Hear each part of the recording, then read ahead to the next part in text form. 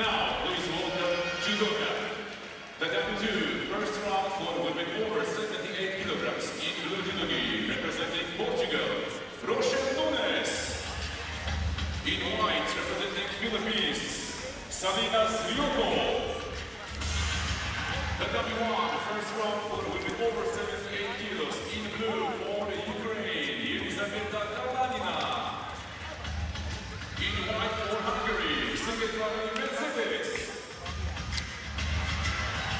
Good morning, everybody. Welcome to the 7th day of the World Championships here in Tokyo.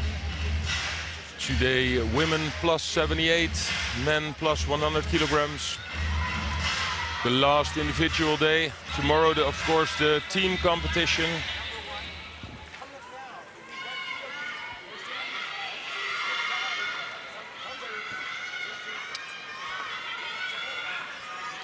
And the first fight of the day, round 1 for women over 78 kilograms.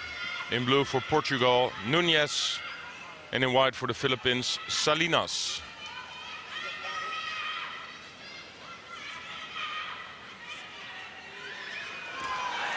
And already a really nice score by Nunes.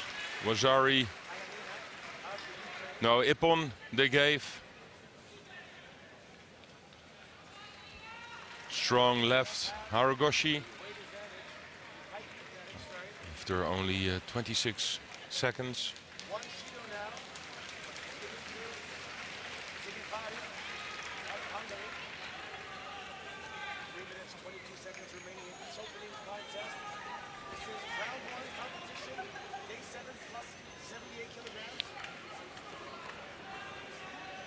Strong left grip. Let's go with the grip just to pull her arm around the head of the Philippine girl.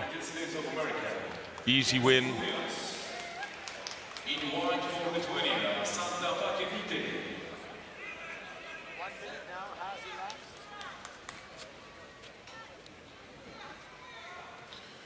Is Williams for the United States of America. She's been facing Pakanit from Lithuania. And that's even shorter, 14 seconds, Ippon for Lithuania.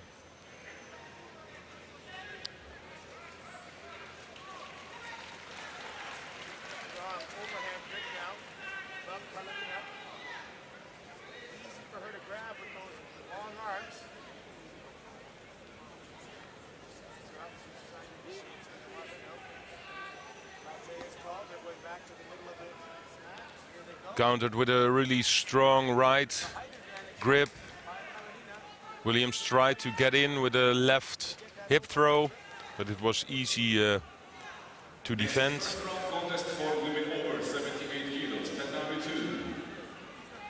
In blue judo, representing Germany,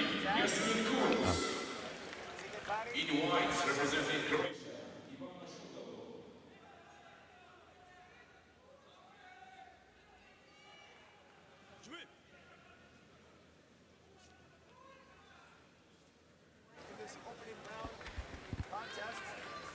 Jasmin Kulps for Germany. She's facing Ivana Sutalo from Croatia.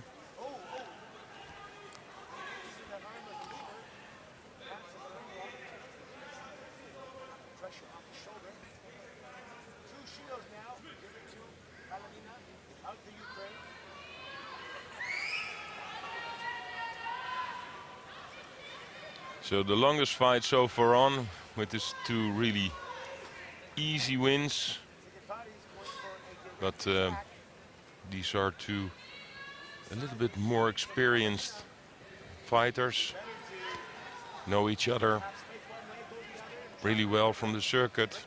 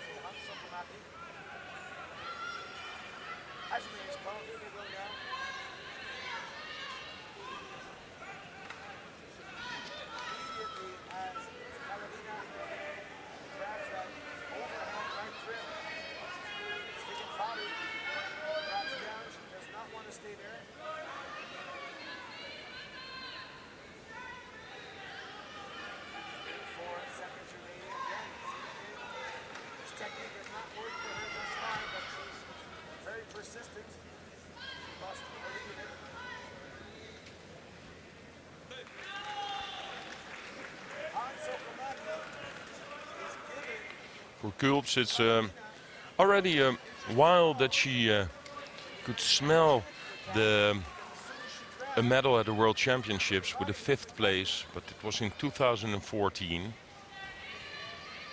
Oh, she had a chance there to counter-attack, turn Sutalo on the side or on the back.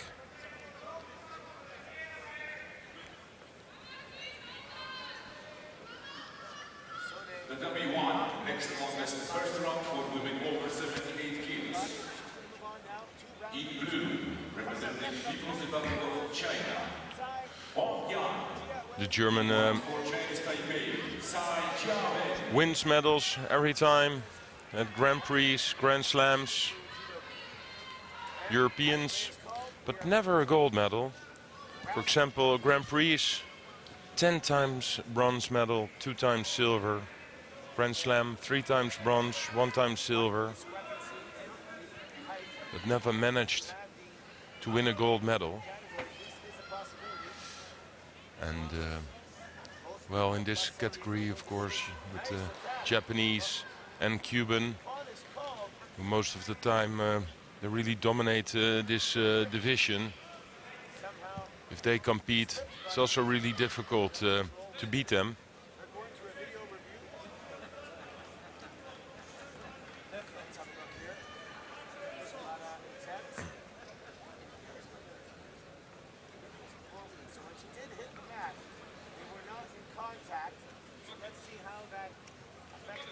So it's 3 times Judo for Sutalo, and it's Kulps who wins. She's in the next round.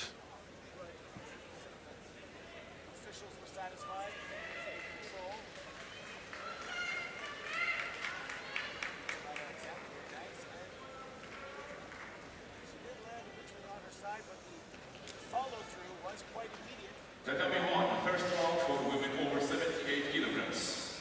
In blue judo for the Netherlands, 57 goals. In white for Great Britain, Sarah Edlington.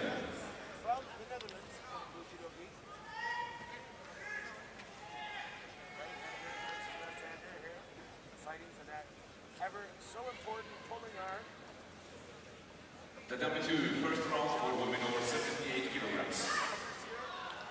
In the blue judo for Nicaragua, Marencho fighting Han from South Korea. Republic of Korea,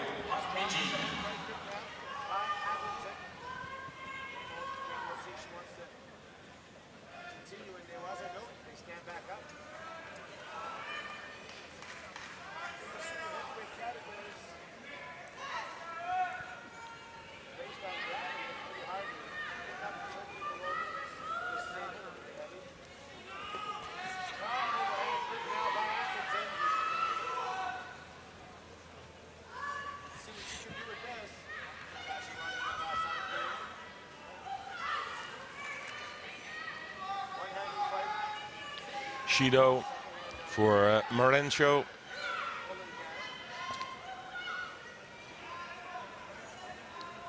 Big height difference, and Han also shows that she's a lot stronger. Marencho tries to fight for the grips, but if the gripping is there, the kumikata is done. You could see that it's Han who's really a lot stronger, and she shows it also with a left haragoshi.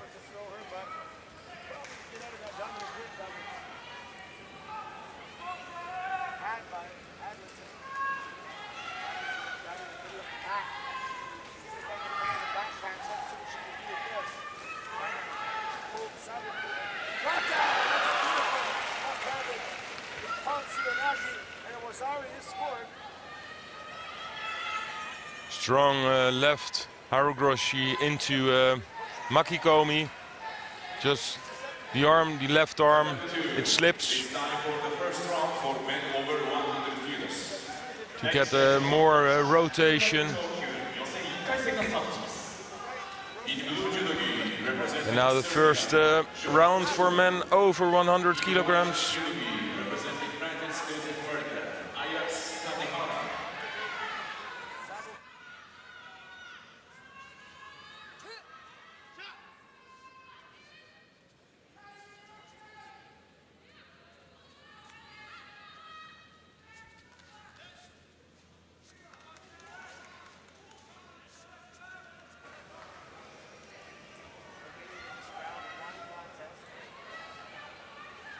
For Serbia, Kulum, and he's be fighting Tadahara from the United States of America.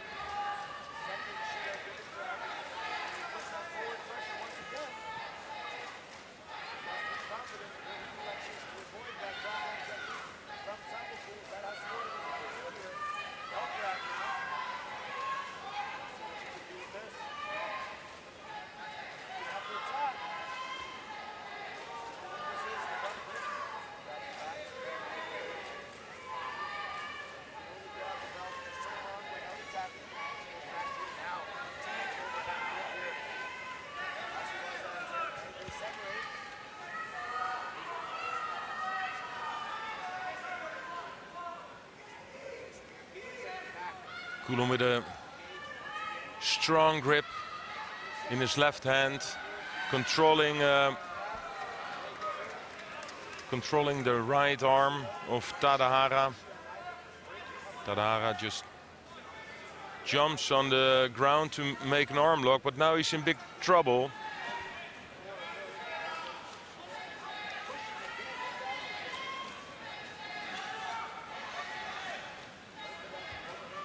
The left hand on the lapel. This is for Kulum a really strong grip.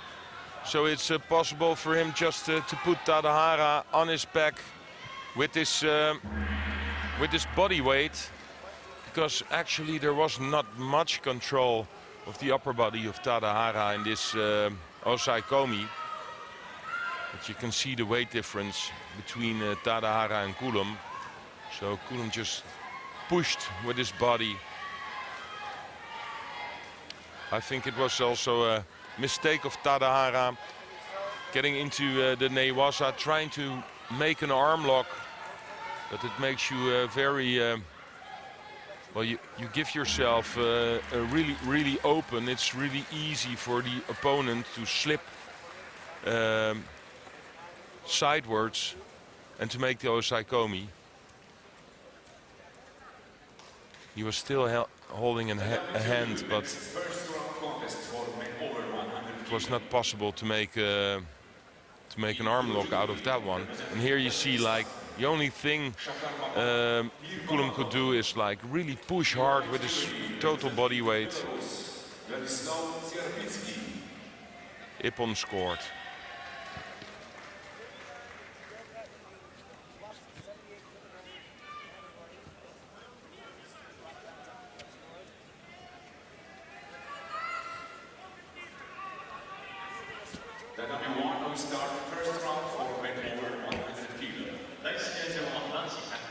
In blue for Tajikistan, Shagarmamad Mirmamadov fighting Sharpitsky from Belarusia.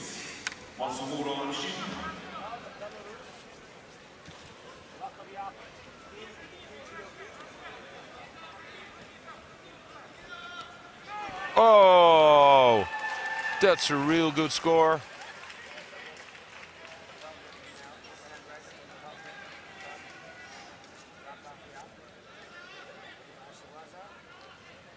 And an upset, because Sharpitsky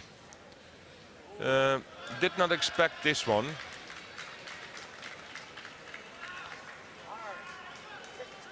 Mirmamadov is not a guy with a big track record.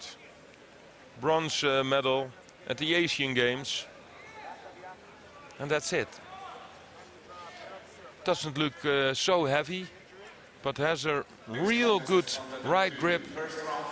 I think Czapicki was waiting for Haragoshi, but he turned it with a great Ouchigari. And I think the most important thing here is the lift or the push with the right hand.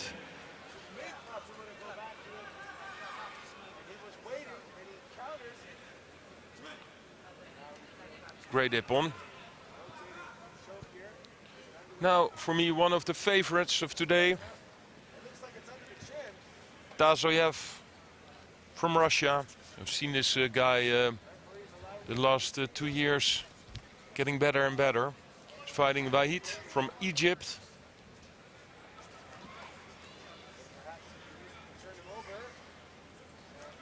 A few months ago, silver medal at the Europeans against Tushishvili in the final. Also made Wazari in this final and afterwards was thrown for ippon.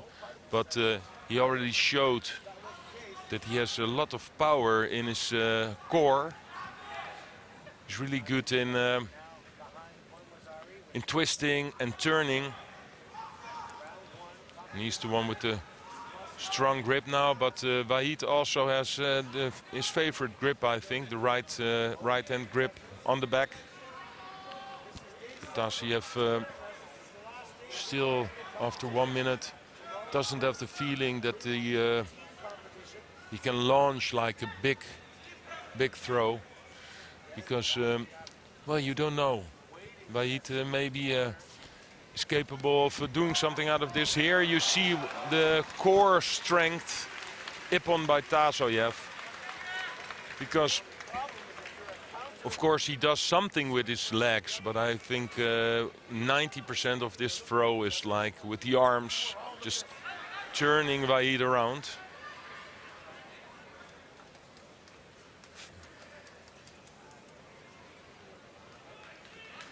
And a good win by Tazoyev, who I tip as one of the favorites. Of course, he's in the same block as Lukas Krepalek.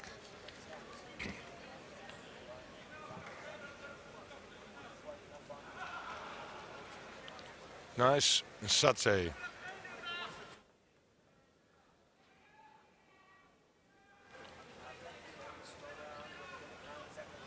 The twist from the right side to the left, and all the strength from the upper body. And he will be fighting the Dutch guy, Roy Meijer, on round 2.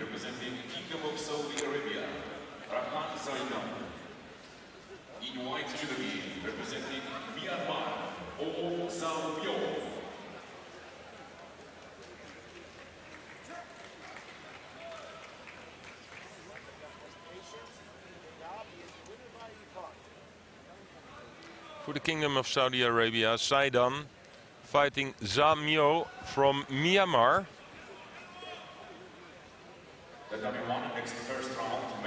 Judo.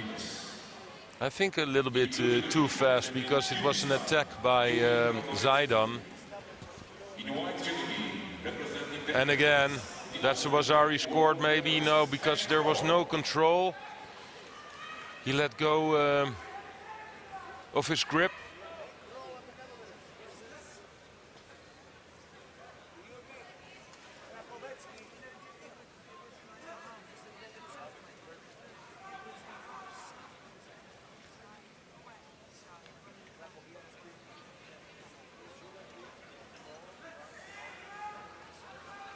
I think they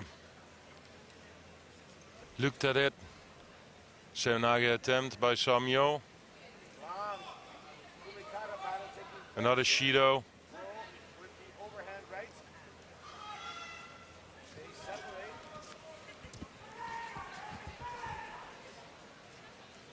Saidan looks a lot stronger in this fight. You also see the difference in body type. So for Saidan, it's really easy to get this left leg or his left hand on the back of Zaimyo.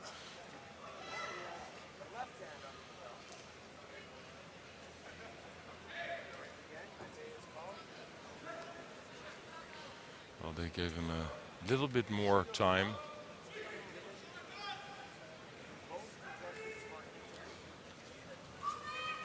Again, here the grip, and here it is.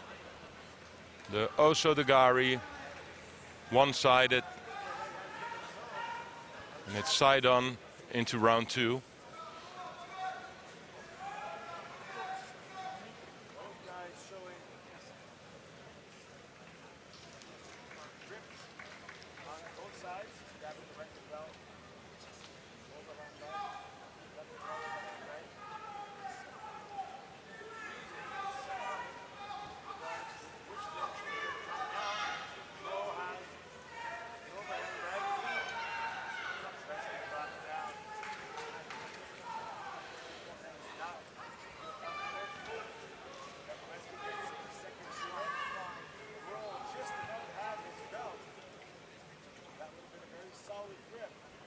Next, first round contest for men over 100 kilos, Tatami 2. In blue judogi, representing from Kyrgyzstan in the blue judogi, Tokhtoganov fighting Kim for Korea.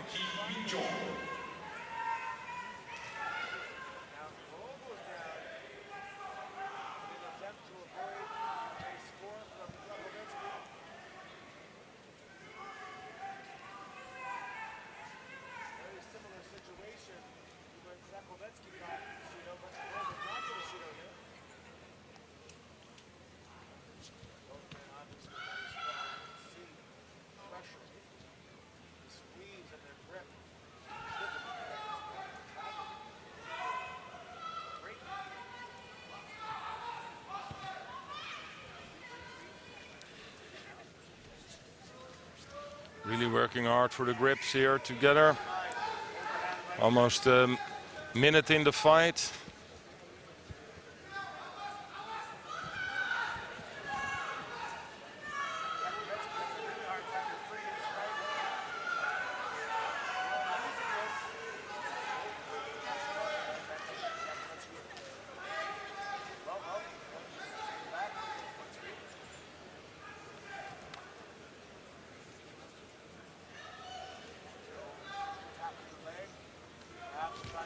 Nice Kataguruma attempt by Kim, but not enough control. And you see these techniques a lot of time on in lighter categories. I always like it when the heavyweights also try to make techniques like this.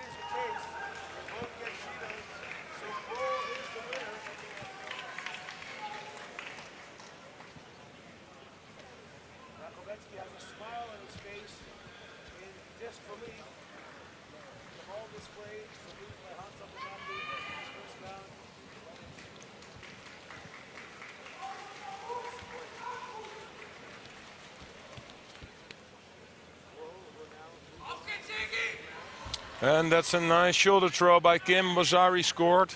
Well, Tokhtoganov just landed on his back, but on a completely different side. This was not like what Kim wanted to achieve. He just let go a little bit of the grip, and just Tokhtoganov just rolled over on the other side.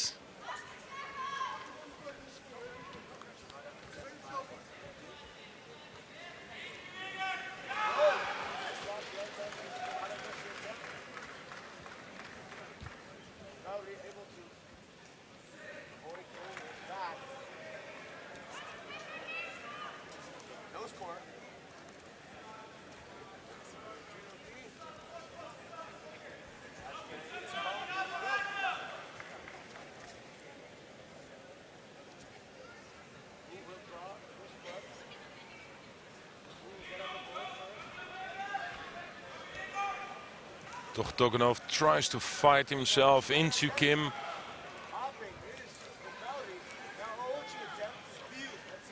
Kim now works on the ground,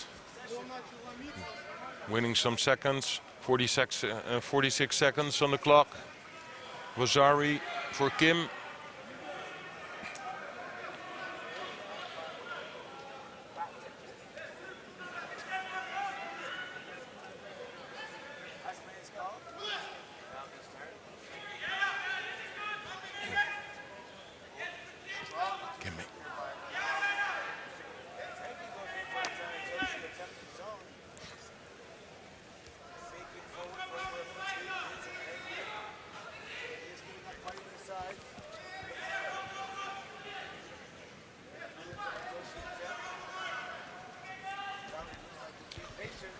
Another shoulder throw. So Kim really does enough with the Wazari on the board.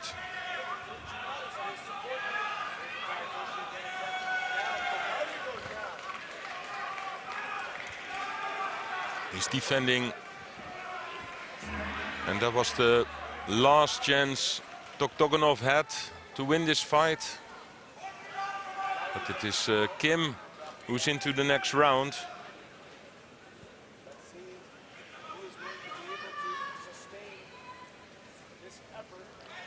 And this round will be a nice one because he is now facing Or Sazon, bronze medalist at the Olympics for Israel.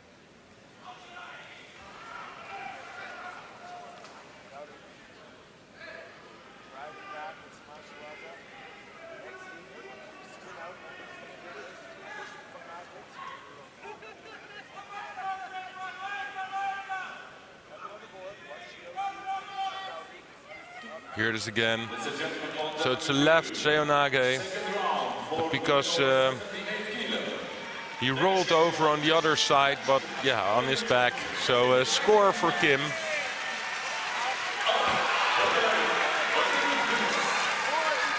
And the audience is applauding because the next round is one of the favorites of the medal or the gold medal today.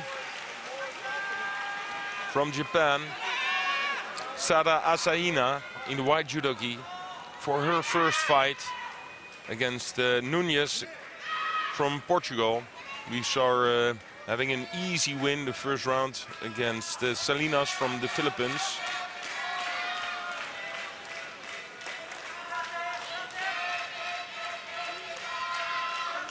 Sada Asahina with the red back patch. What says that she is the reigning world champion.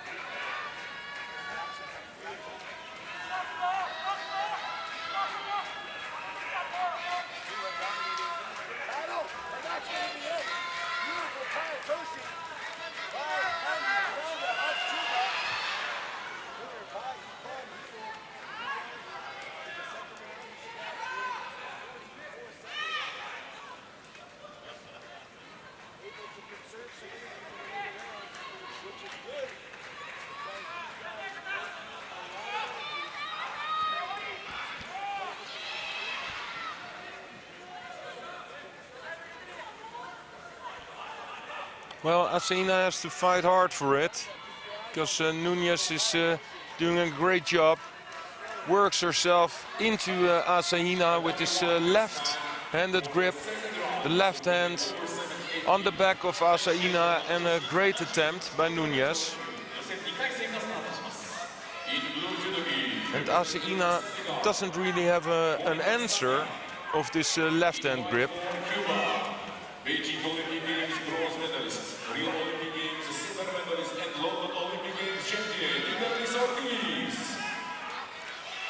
And there it is, a strong... I don't know if this is a Wazari.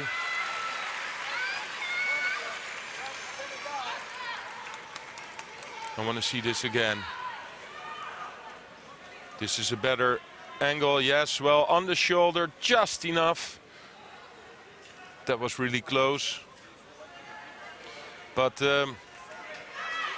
it was Nunes again with the strong grip. With the left hand, she's trying to dig her left hand in. And Asahina, for her, it's really important that she keeps the right hand. Here she is holding the sleeve. And yeah, this is where she wants to. Then Nunes wants to get the left hand on the back. Makikomi attempt.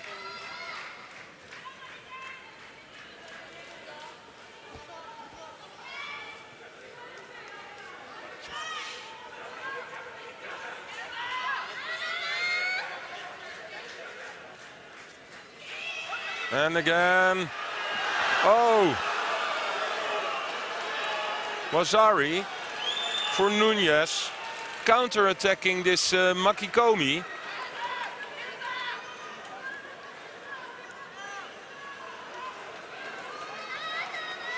I think really close to weapon. So this is an upset for the audience here, the Japanese audience. It's Wazari. And I think Nunes is doing a great job every time pushing the left hand in. I think now Asahina has a better grip. I think for Nunes it's better to have this left hand in the inside and not on the outside. Yes, that's what she wants. And maybe she can do it again.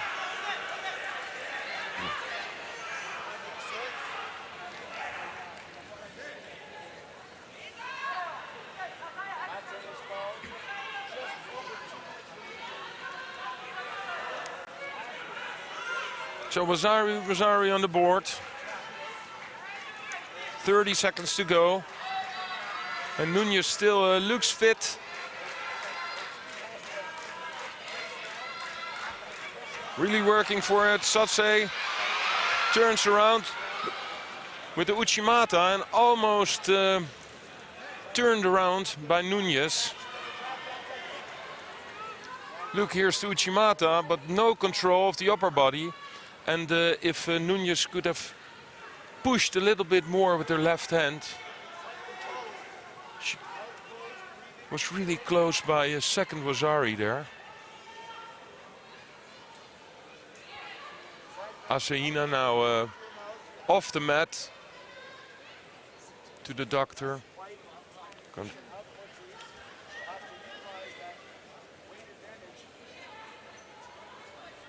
I think with a nosebleed.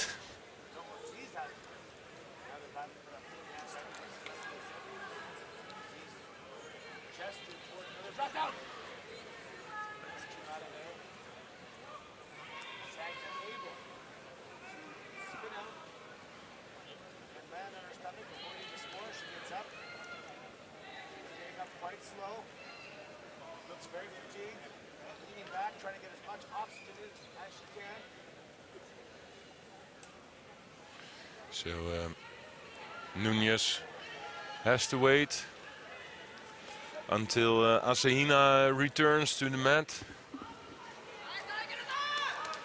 But here she is.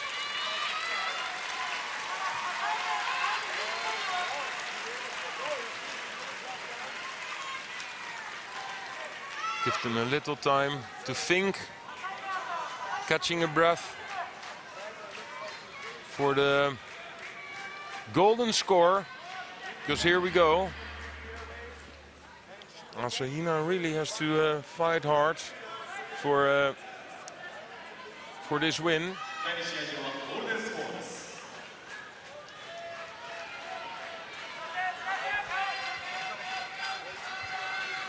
And again, Nunes with the left Haragoshi into Makikomi.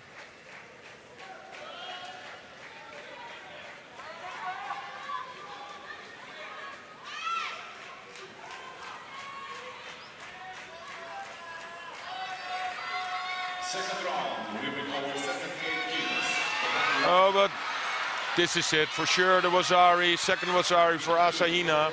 I think it was really difficult for the referee to see it from this position. But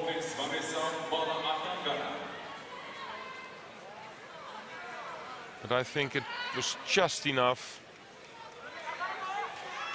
But we go on. Okay. So another chance for Nunez.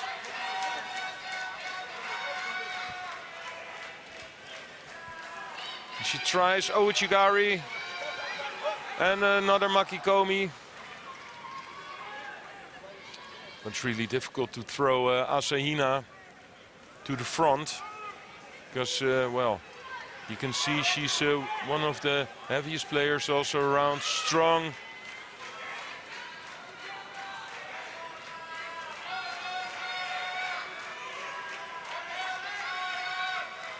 Sase attempt into the Uchimata.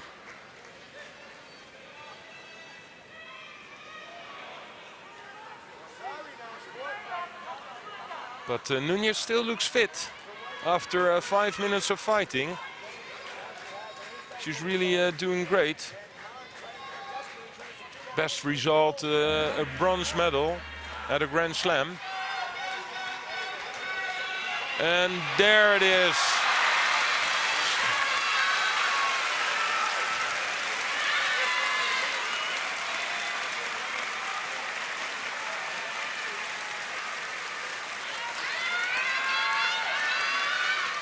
Nunez crying. Of course, she felt that she was really close to a major setup here by beating Asahina in the second round.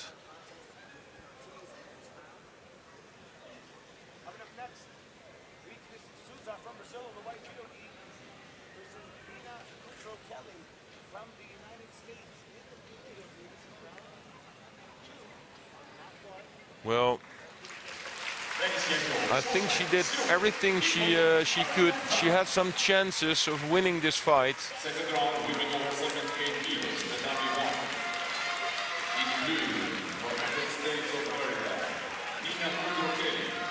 In white, for And she also showed that if you're a left-handed player and you're capable of working with this left hand, getting close to Asahina, that you have a chance. Because it was clear that she did not like it here. Strong start with a Haragoshi and straight into the Makikomi. Of course, this is a throw you often see in the plus 78 kilogram category. Haragoshi into Makikomi, putting the body weight in it. And if we saw two, I think, of the heaviest fighters today. Oh, I think this is Ippon for Sabic. Mabairo out.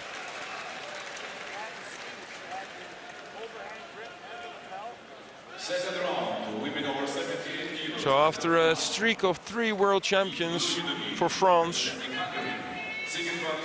this is not what is going to happen today, because Mabairo, after 19 seconds, being thrown by Sabic.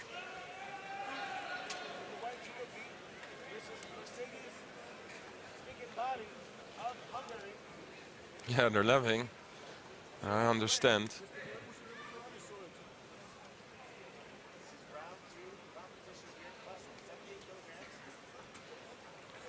Yeah, it was just a great Tani Otoshi. Mabairo still was fighting for the grip, had a strong right hand grip over the back of Sabic. She was waiting for it. Tani Otoshi, Ippon.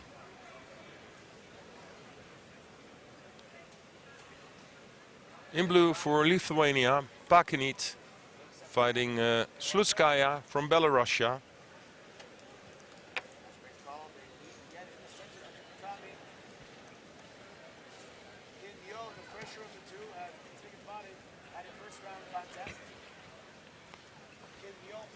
Slutskaya, the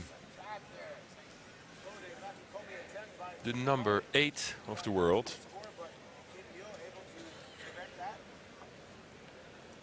Former Grand Slam winner, Grand Prix winner.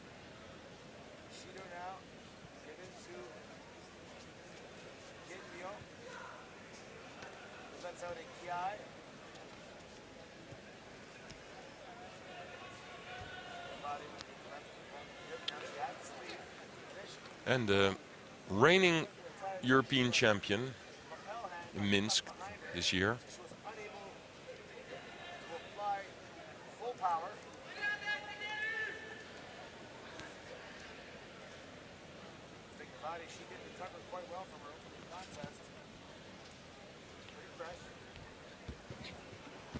And that's a really nice score.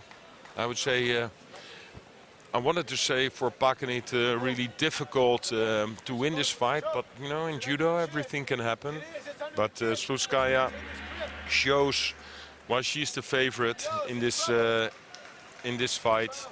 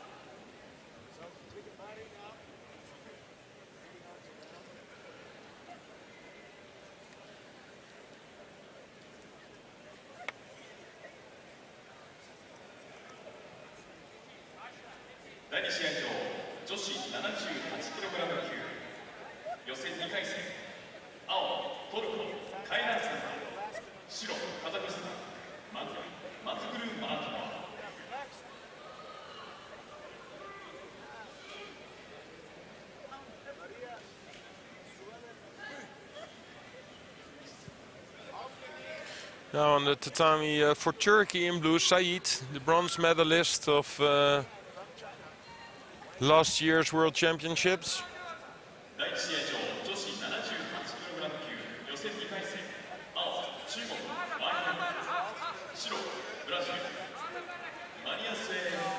She's fighting Maratova from Kazakhstan.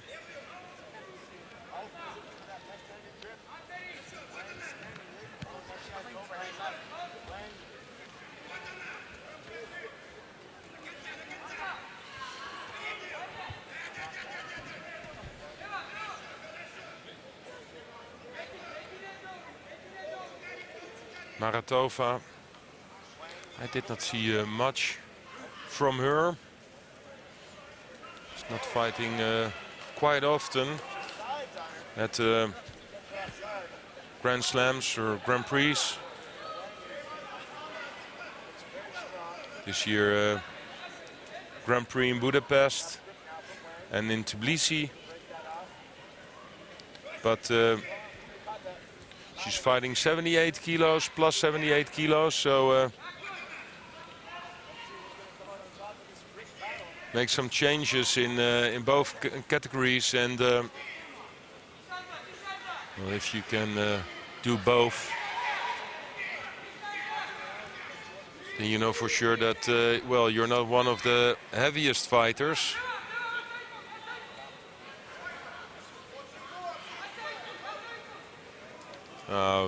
The referee called Mate.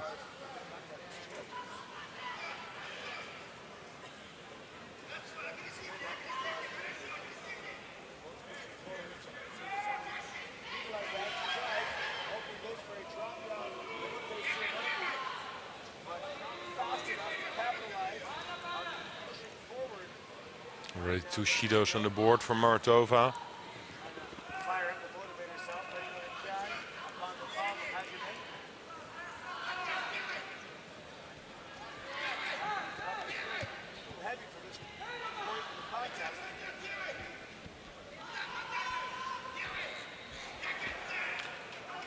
That was a nice attempt by Maratova, but Said is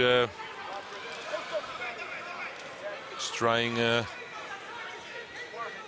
make this a decent win, like not taking too much risk.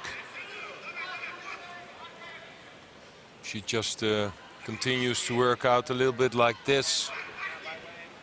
Third Shido will be on the board.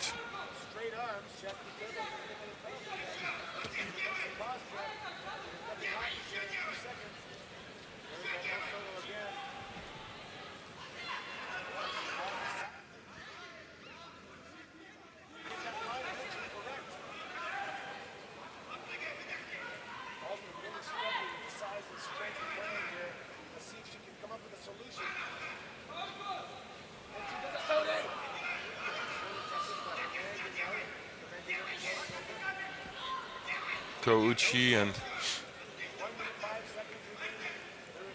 I think Saeed still takes a little bit of risk by fighting so close to Maratova. But I think she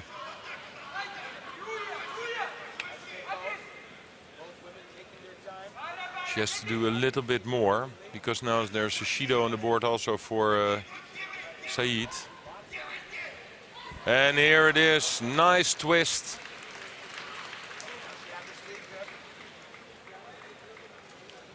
So I think Saeed felt that also when she was standing really close to Maratova, that there was no fear. If you're looking from the sideline, sometimes, of course, well, you don't feel the pressure, you don't feel the power. And after a few attempts to the front, Saeed really made a nice twist and threw her opponent with the Tani Otoshi straight on the back.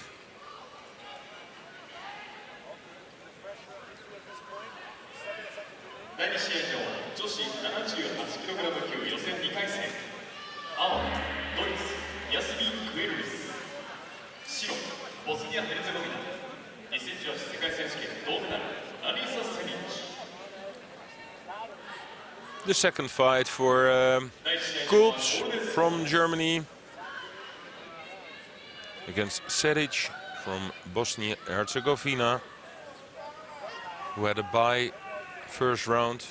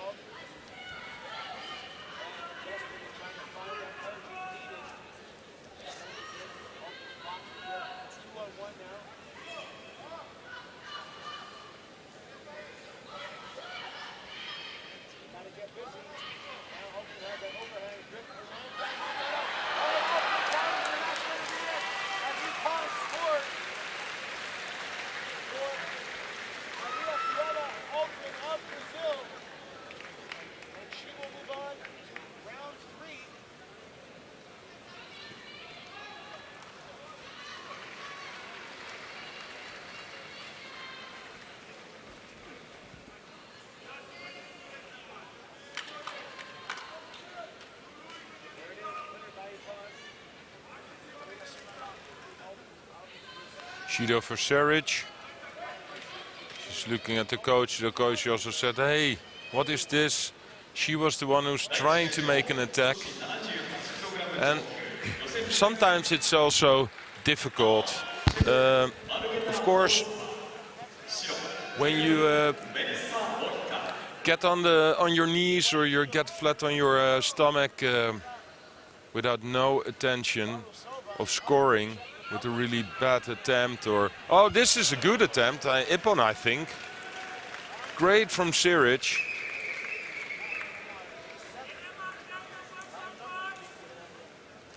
But sometimes the other one just stands straight and you lose the grip, and it looks like you're making a false attack, but you really tried to throw the other one.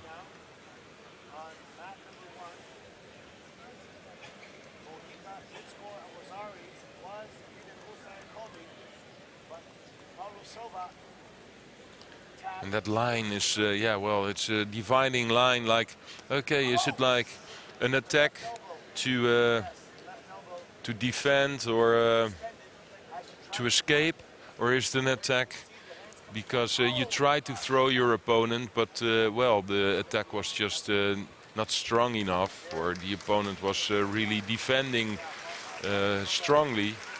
This was good.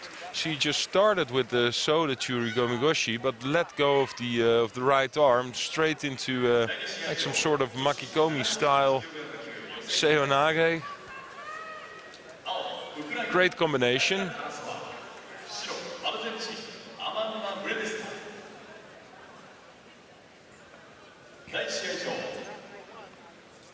Tarasova from the Ukraine against Bredeston from Argentina.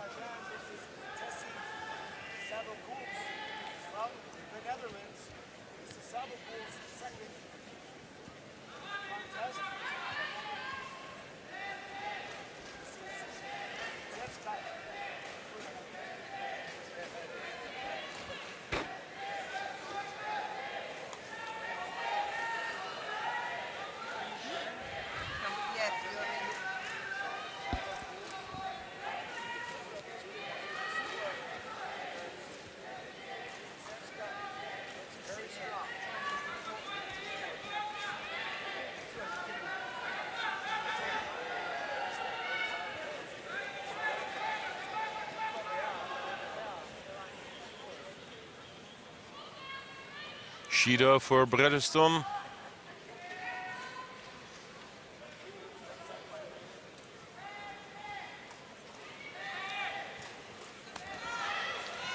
Left Seonage.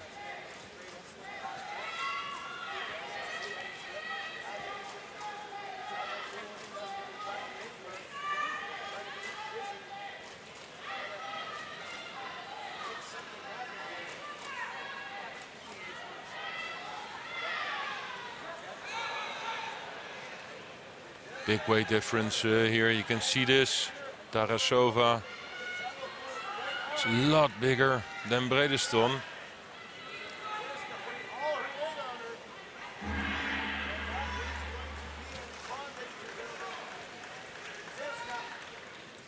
Has a strong left grip now. Again, the Seonage. It's actually quite surprising. A big girl like Tarasova, a lot bigger than Bredeston. Tries left Seonage. It is possible though. But she has to turn in a little bit more than she did now. But these attacks just help her. And there's 2 Judos on the board now for Bredeston. So here it is again. The left Seonage. I think Tarasova, well, if it's under, the referee can see it, but no, it's not. Tarasova knows if I just jump in with this left Seonage, maybe it's not possible for me to score out of it, but I just do enough. Bredeston is in a hurry now. She has to do something.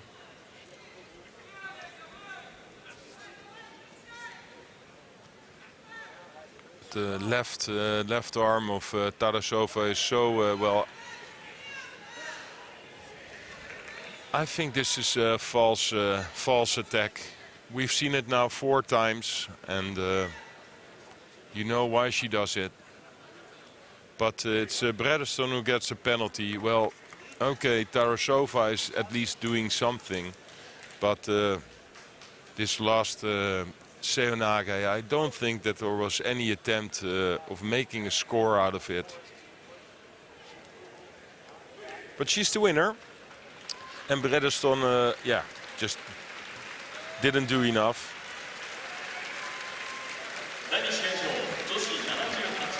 So the plus 78 kilogram category is one of the categories where Japan is fighting with 2 fighters. With Asahina, and this is the other one, Sone Akida.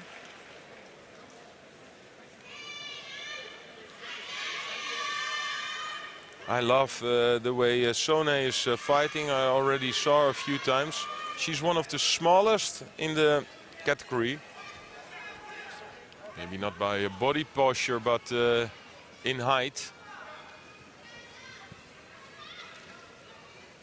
She's fighting Han from Korea.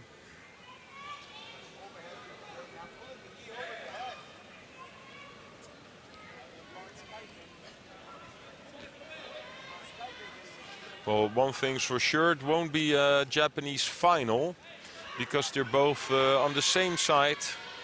Asahina and Sone, they can see each other already in the semi-final.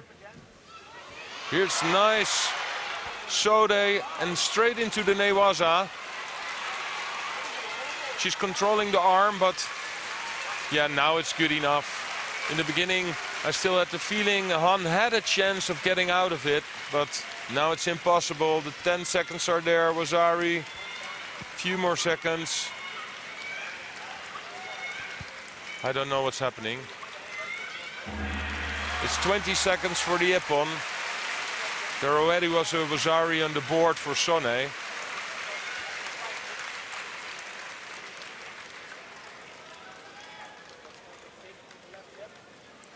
But just to be sure,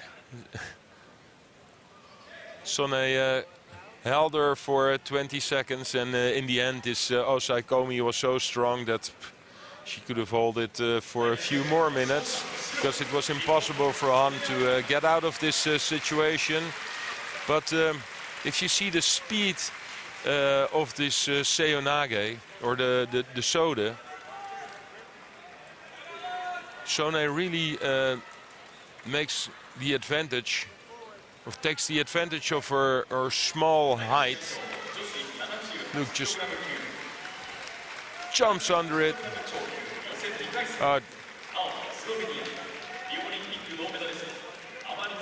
There was a, well, Wasari was on the board, but they did not give Wasari for this score. I thought it was a score though. But Sonne into the next round, and she will be facing the winner of the next fight. In blue for Slovenia, Annemarie Velencek, and in the white judo gi for Israel, Ras Hershko.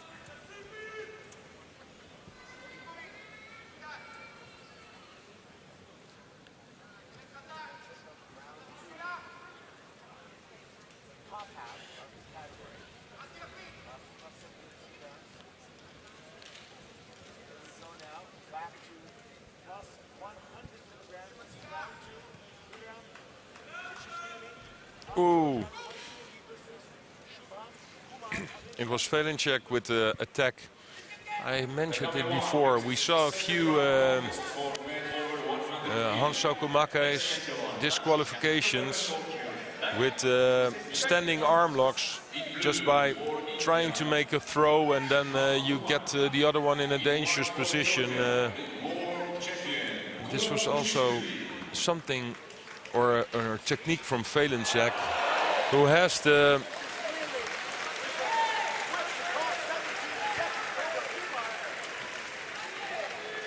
danger of getting penalized with Hanso Komake, and then you're completely out of the tournament. Great Newaza here from Velencek. Hooked in with her legs on the arm, just turned around, getting Hershko straight into the hold down. This roll was really good.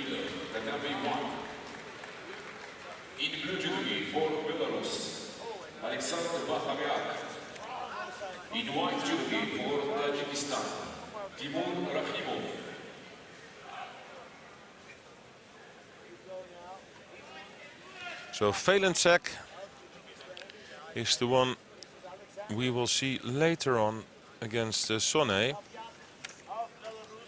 This was also the last second round for women.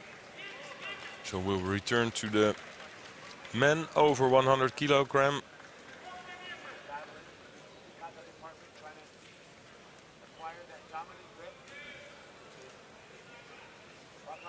Look, great roll. Hooked in with the legs, like she's making a sangaku on the arm.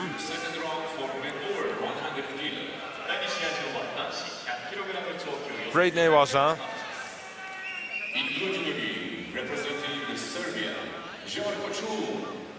In white judo gi representing Czech Republic, And now the reigning Olympic champion, but not in plus 100 kilo, in the category under 100 kilo. But he's already fighting for quite a time now in the plus division. Lukas Krpálek from the Czech Republic in his first fight against Kulum from Serbia.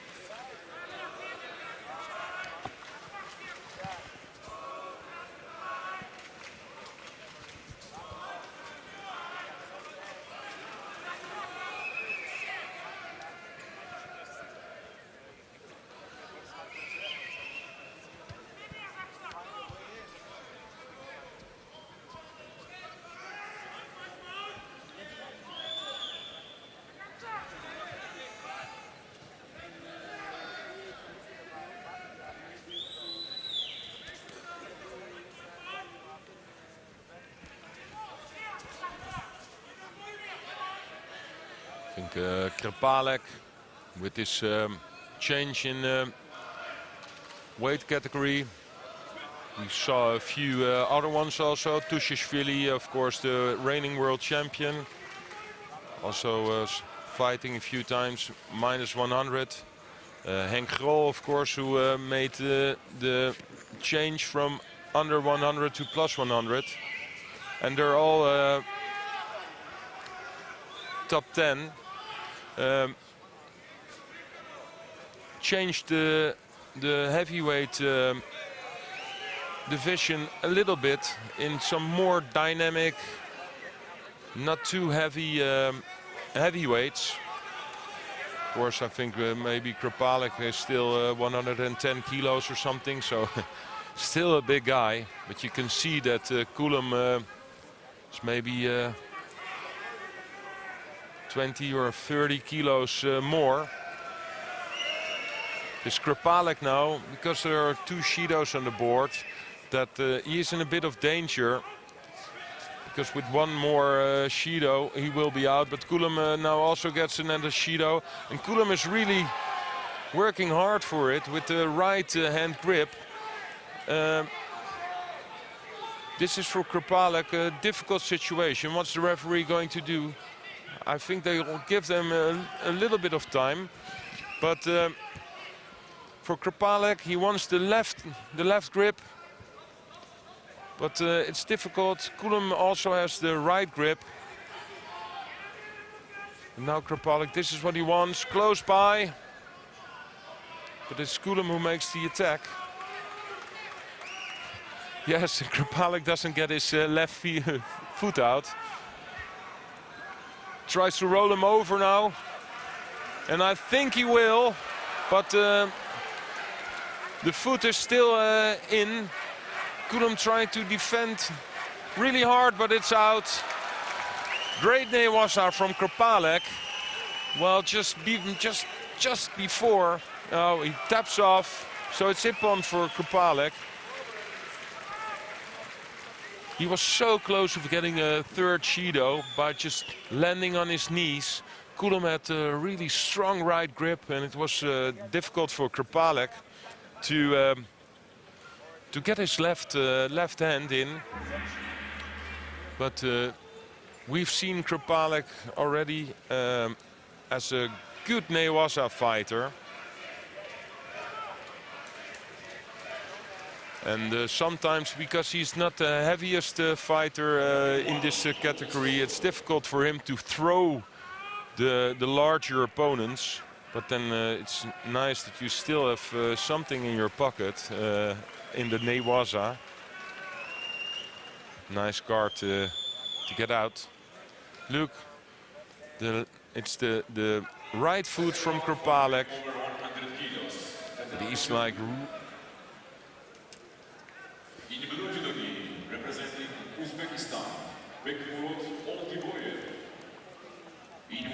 He really pinched him down real hard from the upper body. Kulum tapped off. Or tapped out. So Krpálek wins his first fight. we will see him later on against the winner of this fight, Oltiboyev from Uzbekistan against Mir Mamadov from Tajikistan, who won his first fight against Charpitsky. And also looks strong in the start of this fight.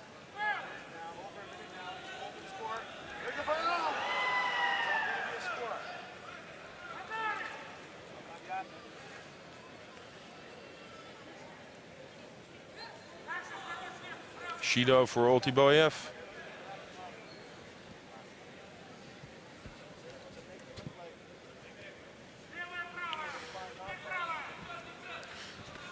Also a heavyweight that is not that heavy, Oltiboyev. Dangerous fighter, close to medaling at the World Championships last year with a 5th place.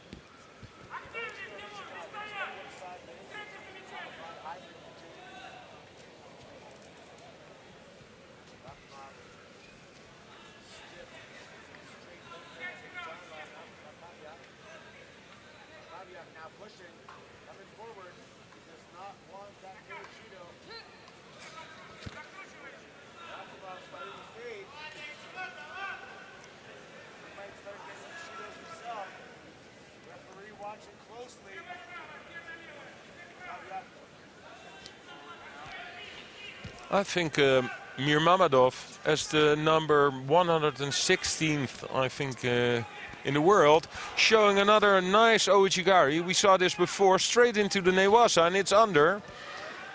The sleeve is under for sure. Big problem for Oltiboyev. Yes, and that's a Nippon. Mir Mamadov shows some great judo.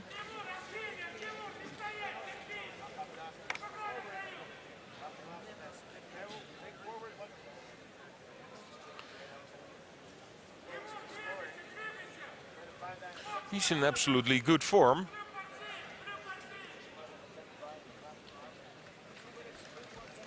Because Oltiboyev, one of the, well, better players in this category. But Mir Mamadov showed us already a really nice right Ouchigari, and we saw it again. And here it is. Ouchigari straight, like giving his opponent the feeling that he would go for like Osotogari or Haragoshi, and Oltiboyev was still recovering from this Ouchigari attempt, but then he already had a sleeve under his chin. So I think this is one of the interesting fights to watch. Stasoyev from Russia against Roy Meyer from the Netherlands.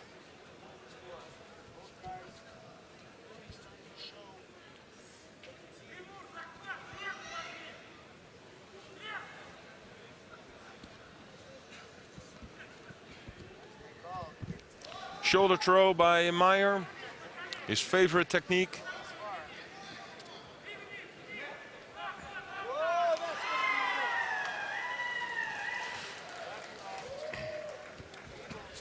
Strong right grip from Tasoyev, trying to fight himself into Roy Meyer.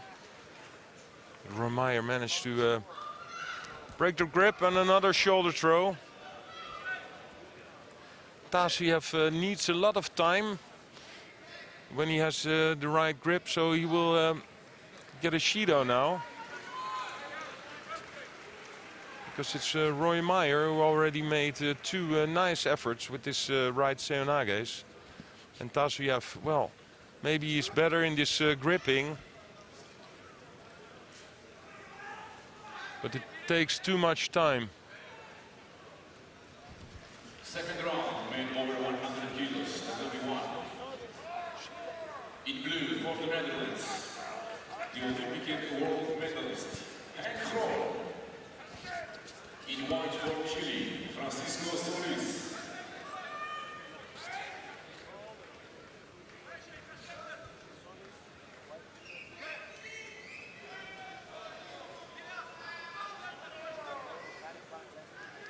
Shido now for Meyer. Of course, Tasoyev is the one who looks really strong with his right grip. On the belt now, straight to the ground. Meyer just touched the tatami real hard with his head.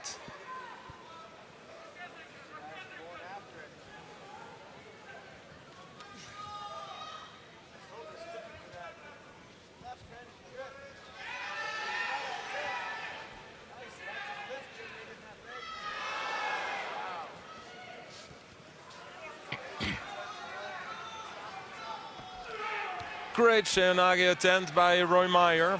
Put everything in it. You heard him like scream like "Argh!" We've seen this before from Meyer. Always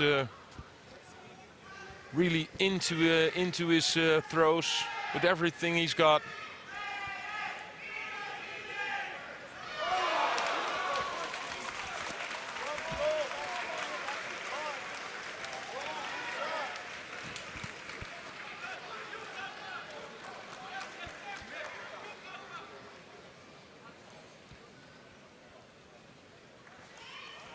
So Shido.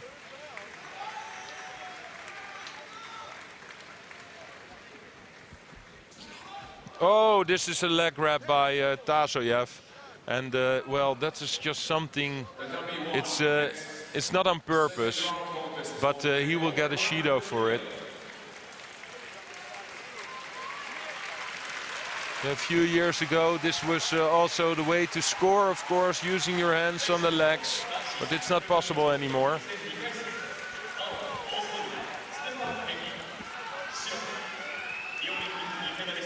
And Uchimata from Tasoyev straight into the Newaza. I think a problem for Roy Meyer here. Oh, but he managed to escape. Roy Meyer really giving Tasoyev a hard time here. And I think for Tasoyev this was a really stupid second penalty that gets him into the danger.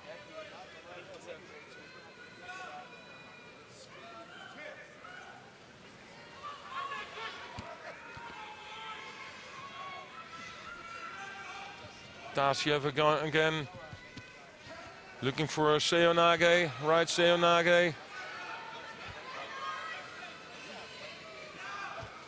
Here's the chance for Roy Meyer to make his seonage attempt again. Here it is. If they're fighting one-handed, this is really in the favorite of Roy Meyer.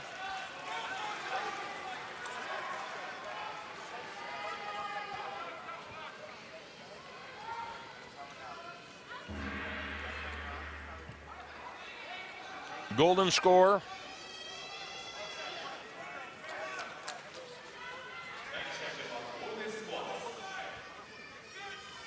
Tasoyev again fighting with the right hand grip. Close, Ouchigari into Uchimata. And there again the shoulder throw, but no control of the upper body of Roy Meyer. These two guys giving each other a really hard time.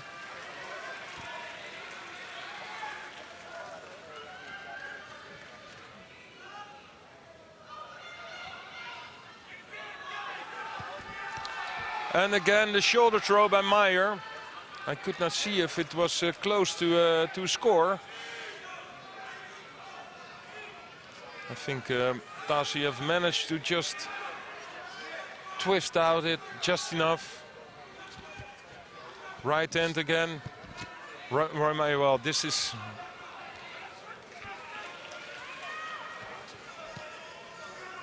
But Tasoyev has to do something now. He's really close to a third Shido. He needs just too much time to get his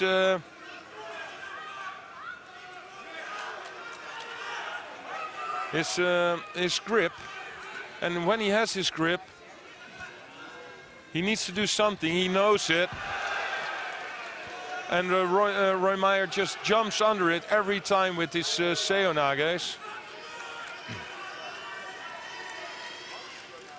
And here it is, the third Judo for Tasoyev. And it's Roy Meyer who wins.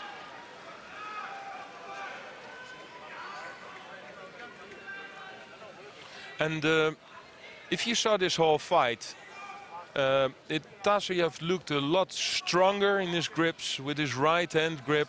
But it was every time Roy Meyer who ducked under with a shoulder throw. And Tasoyev made it really difficult for himself with this one Judo of this leg grab. So the silver medalist of the European Championships, Tasoyev, loses against Roy Meyer.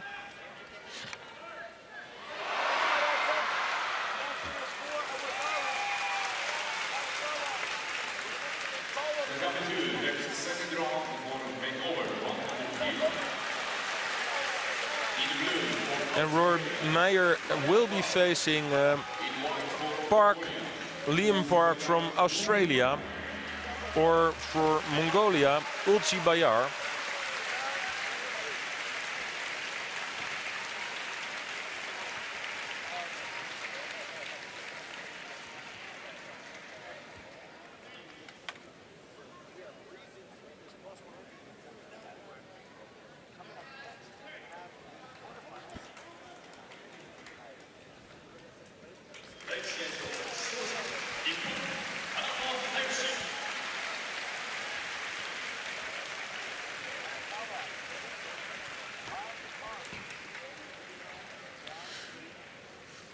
Ulci Bayar, former world champion juniors in 2014.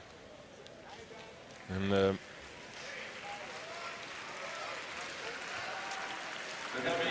next second round contest for men over 100 kg. In blue, representing Senegal. a guy who In white for Mongolia. who we don't see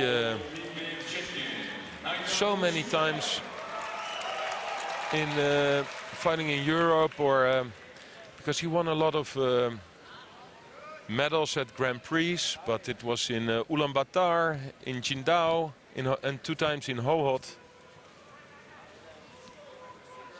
Well, that's all quite close to his home country.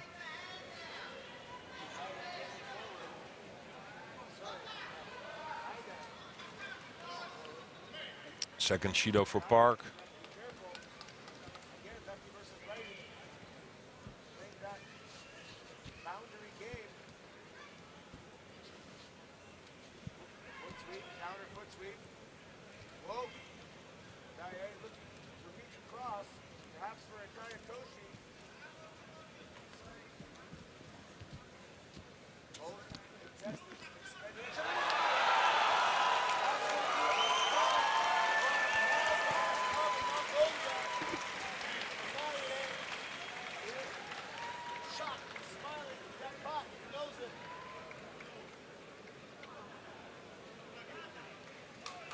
So it's Ulci Bayar who wins after 2 minutes.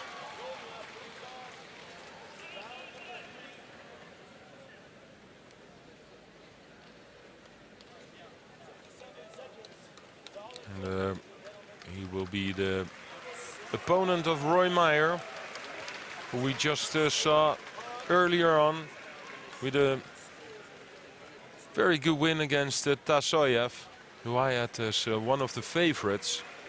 But of course Roy Meyer also a top 10 player. So yeah, well, it's possible at the World Championships that they face each other real early in the preliminary rounds.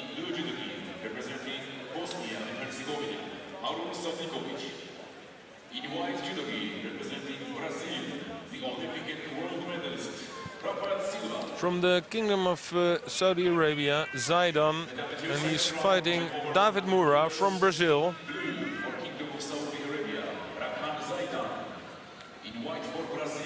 Moura really high ranked.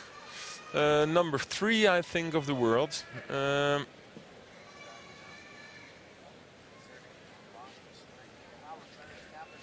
For me, always really nice judoka to watch, with good judo, good uchimata. Well, here it is, the uchimata. Wazari scored straight into the hold down. But Zaidan managed to get the leg, but you saw it was not strong enough, and this was great by David Moura, just flipping over to the other side, because here it feels a little bit easier for him to hold Zaidan for the 10 seconds, and that's enough to win this fight. David Moura, of course, in the competition together with Rafael Silva, also from Brazil. Brazil has 2 top players in the heavyweight division.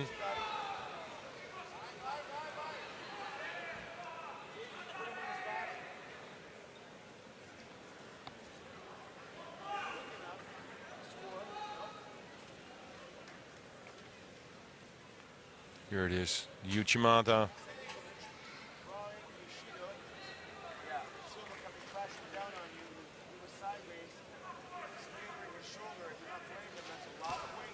Completely lost the leg of Zaidan in the air, but there was already enough rotation to make a score out of it. In white judogi for Slovenia,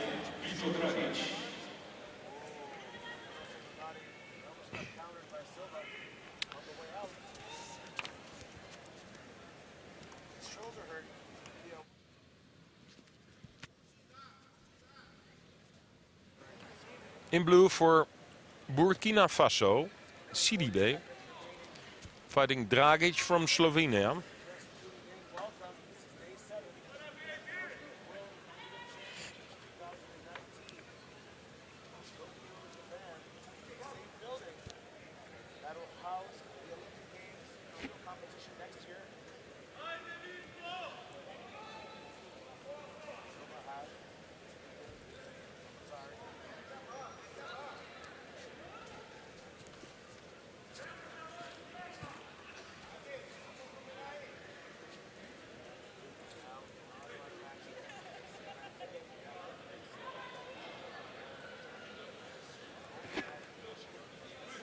Both athletes pick up a penalty.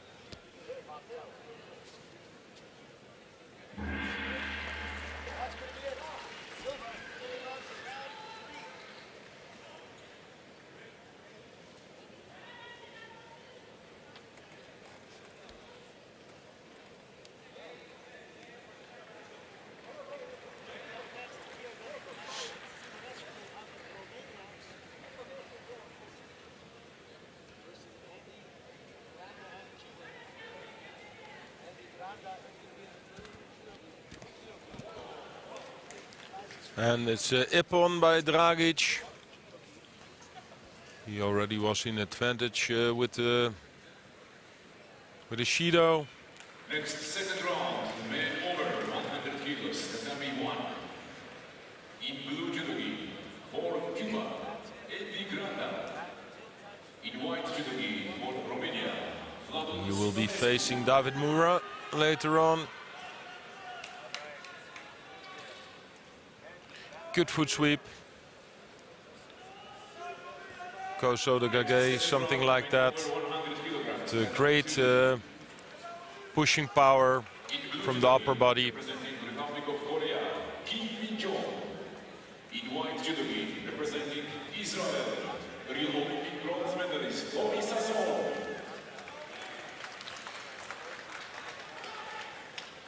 Now fighting for Korea, Kim against the Olympic bronze medalist of Rio from Israel, Or Sazon.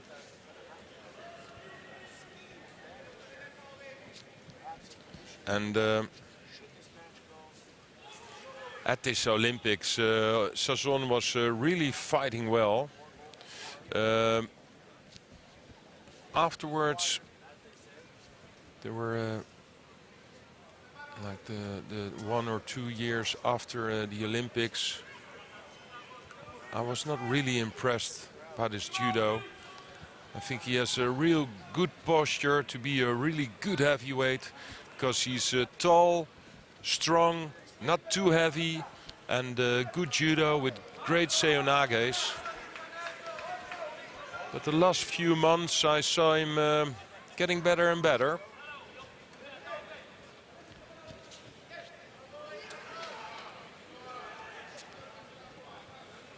Maybe enjoyed his bronze medal at the Olympics for a while, and now he's, when the Olympics next year are coming close by, looks a little bit more determined again. But first he has to win from Kim.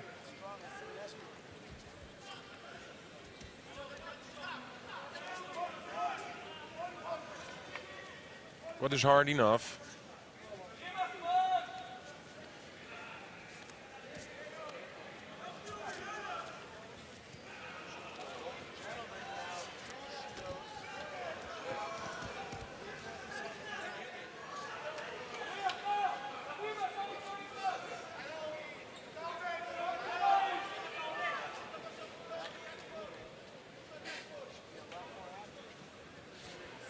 Two Shidos on the board for Kim and for Sasson. Still quite a tactical fight. They're fighting for the right grip.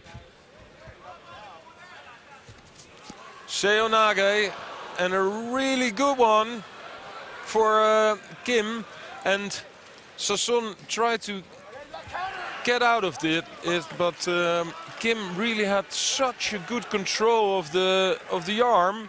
Look at this, that the only thing Sasson could do is fell on his side, because the arm was completely locked.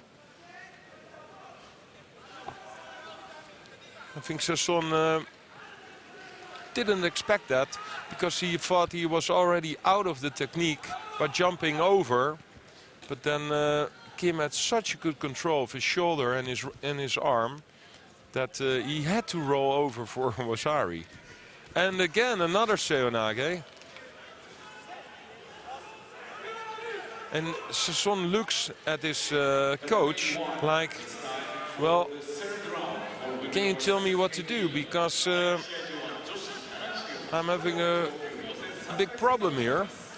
And this Kim, oh, with the standing Seonage, looks a lot fitter. I think Sasson just, it all takes too much time.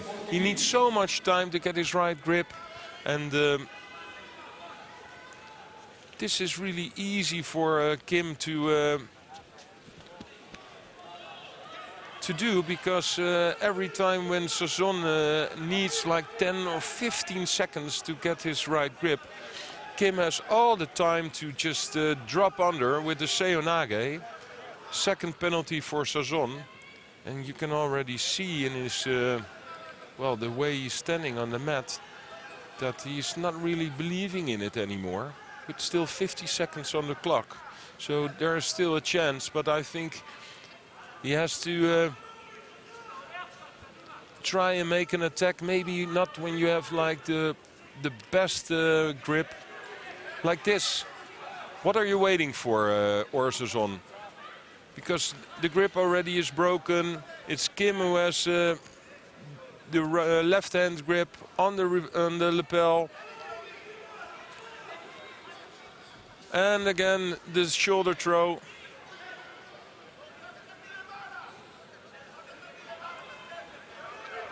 Sazon just needs too much time.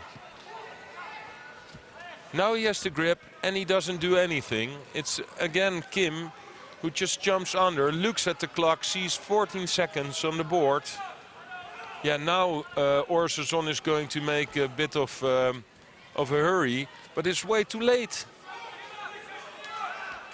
One more chance. Here it is. That was the shoulder throw I was talking about. But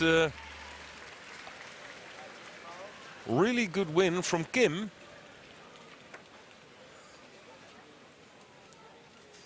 He deserved it. He was the one who was putting a lot of effort in this fight with all the techniques. And Sazon, he's out. And if he sees this fight later on, I think he will agree that it takes so much time before he actually makes a throw. Here, look at the way Kim is still holding the arm, but also with his head controlling the shoulder of Orsazon.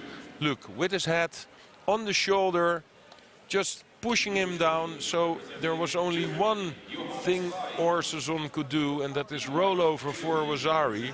And afterwards, it was still Kim who was in control of this fight.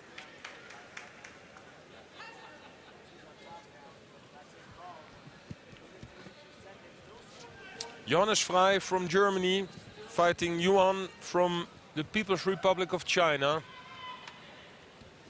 One of the biggest guys on the circuit, but it's Johannes Frey who throws him for Ippon. Holds him down because he's not sure. No, and of course, oh, what Yuan managed to get out of it. So Wazari on the board.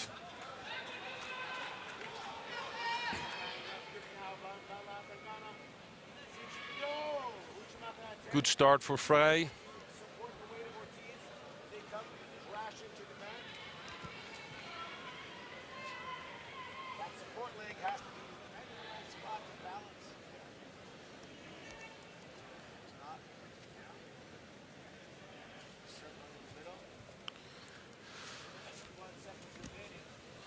The Chinese always have a history of sending really big Chinese judoka to the World Championships or to judo championships. In my time, we had Pan Song, who was always he was like 2 meters and 10 centimeters or something. And this Yuan, also really big fellow.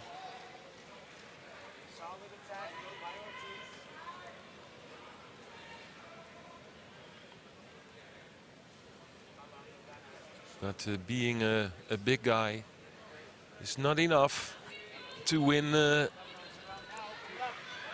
judo fight.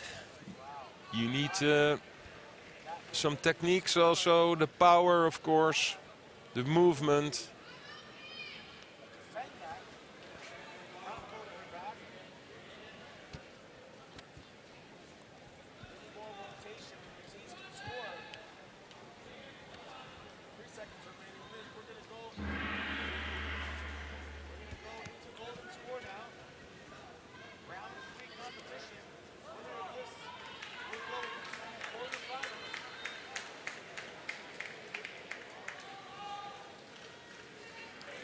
Yuan handing over some tape. He taped his finger, but actually it's not important enough because he can also fight without it.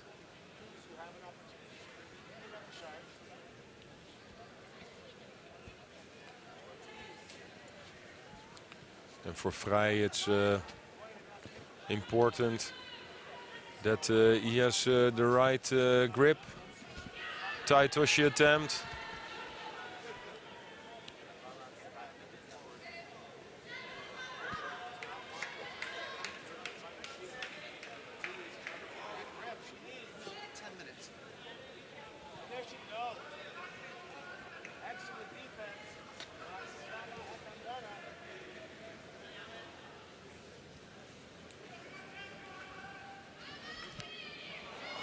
No. Well, that was a challenge, but a fun challenge to watch. Vrij trying to throw Yuan over him with a Tatami.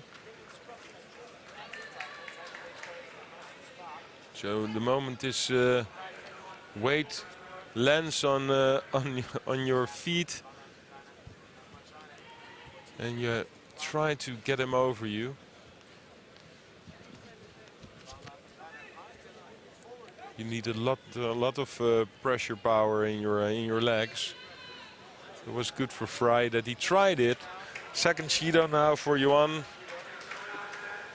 He's nodding his head, but I don't know why. Because he's absolutely not doing anything. Here again, it's Vrij who tries it.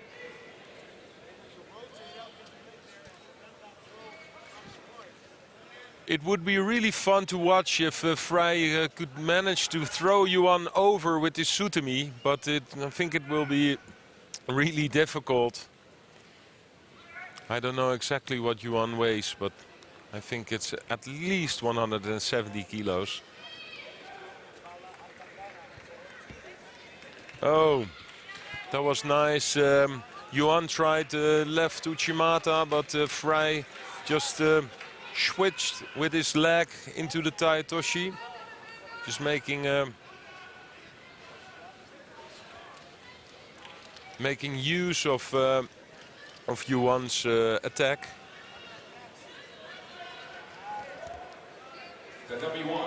With 5 seconds on the board, Vrij knows that he can have this one Judo and one more Judo. And now Yuan is doing like fighting really hard, like the last 5 seconds. Yeah. It's Vrij who wins. If you see these last 5 seconds of Yuan, you're asking yourself, okay, Wazari down, 2 Judos on the board. Why didn't he do this like half a minute ago?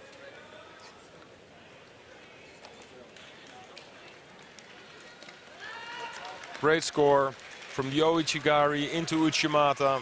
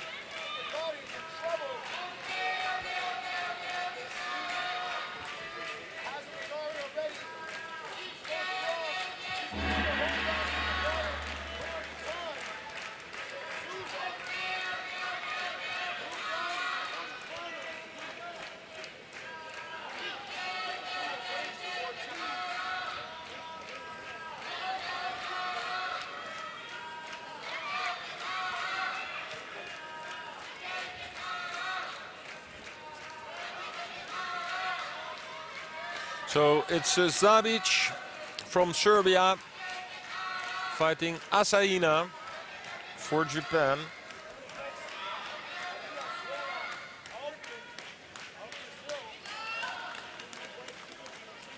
Asaina, who had a really hard fight the first round against Nunez from Portugal. Third round for women over 78 kilo. In blue judo representing Puerto Rico, with Savic with a shoulder throw. Because she felt she was in danger on the side of the mat.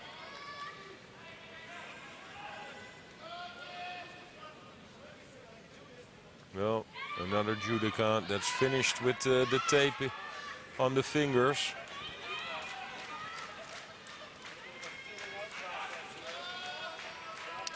Difference between the fight against Nunes and the fight against Savic is that Nunes was a left-handed player and managed to get into the body of Asahina with her left hand, and that gave Asahina a lot of trouble.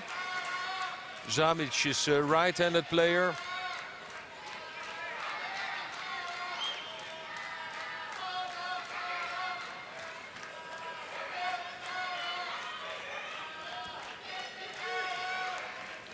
Again, another shoulder throw by Savic.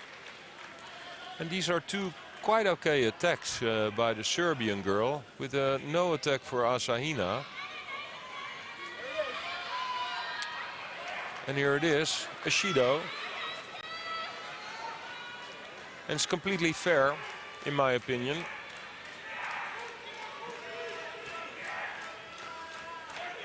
So everybody's waiting for Asahina to launch her right attack. The Makikomi, here it is. But quite easy for Savic to defend.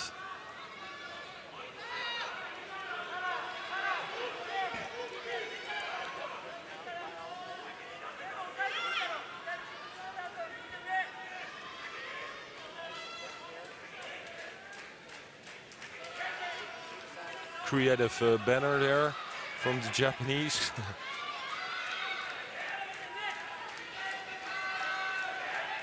So Savic is now fighting with the left hand out also. Close, Asahina was really close with this satse. I don't know why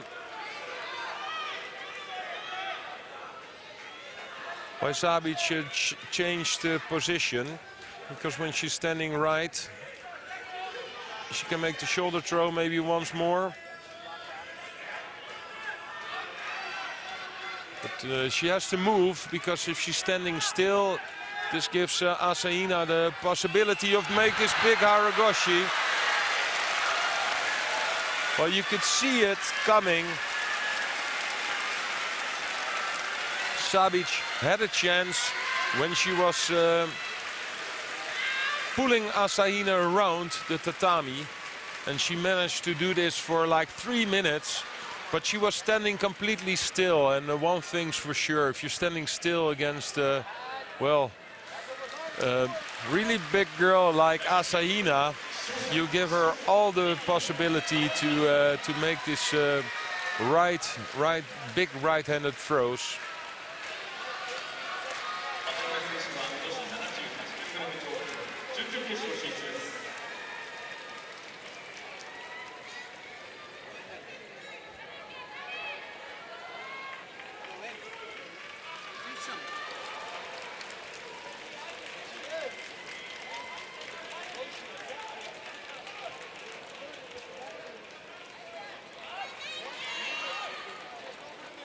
Next, third round contest for women over 78 kilograms, Tatami 2. In blue judogi, representing Turkey, the world bronze medalist, Kaira Said.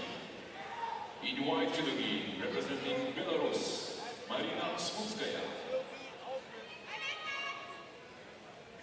45 seconds remaining now. Monika has to push the pace. She has a belt grip. See if she can do no goshi here. In blue for Turkey, Said, fighting Slutskaya from Belarusia. The third round. Both fighters that are capable of winning a medal today. But for one of these two fighters, it will end here in this third round. The repechage is only if you get into the quarterfinals.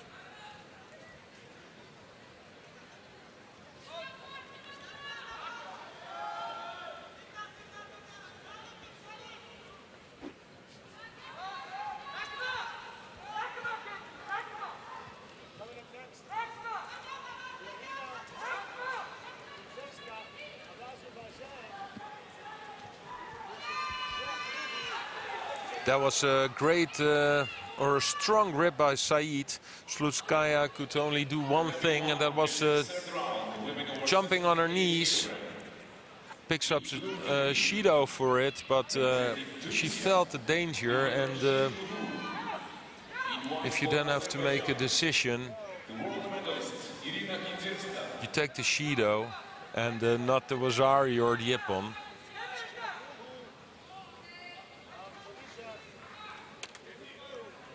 They are going after it right away. No feeling out process here.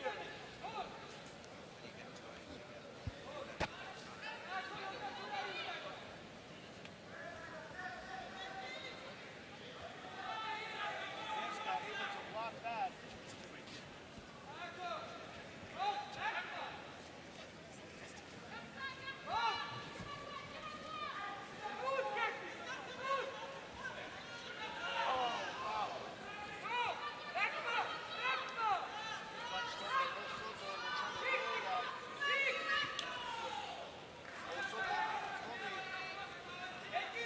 Well, it was again Said who had the strong grip, the overhand grip. Slutskaya tried to do something out of it, and this looked a little bit better because she tried to make like a soda churigomigoshi on the dominating arm of Said. And Said picks up a penalty now because she's really into the kumikata fighting. She wants the hand, the upper hand, and Slutskaya still looking for judo techniques. Okay, maybe this is not like the best attack you've ever seen, but it's just enough. And maybe she does it to defend from the strong grip of Said. But Said, well, she doesn't do anything. So every time the right hand is there, Slutskaya will jump under it.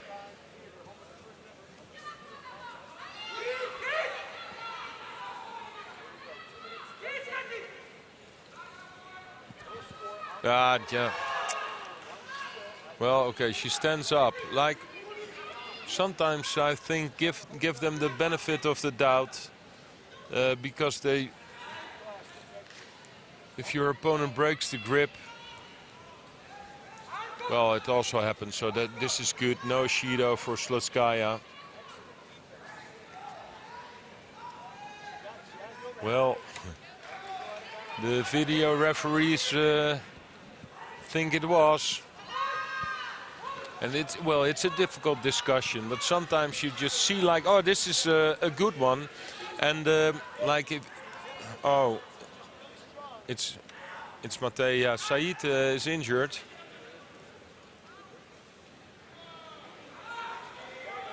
Slutskaya, to be honest, she had like Osaikomi chance, but the referee already called Matej.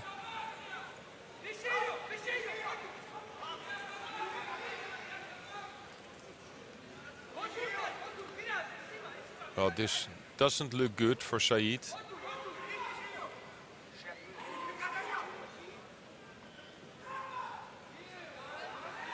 Judo for Said now.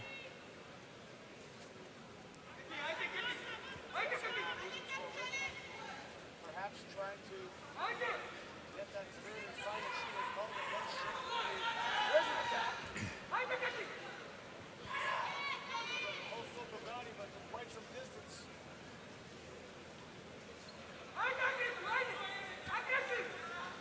Into golden score. Again, it's Slutskaya. Said nodding her head. This fight is not going in her direction.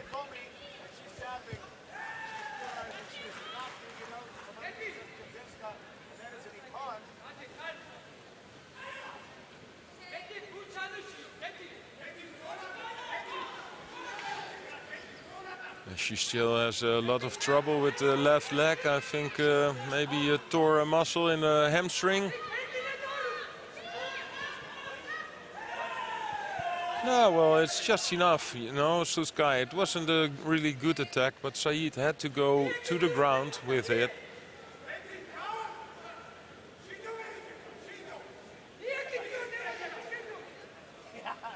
For Sluskaya. No, it's... I think this is the wrong decision. This is, yeah, I don't understand. Because, yeah.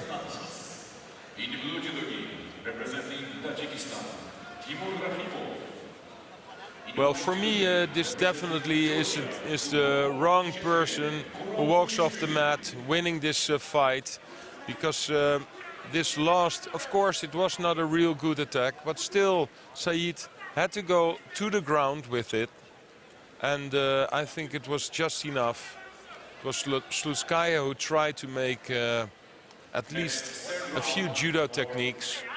And Saeed absolutely did nothing. But okay, I'm not the one who's there standing there as a referee.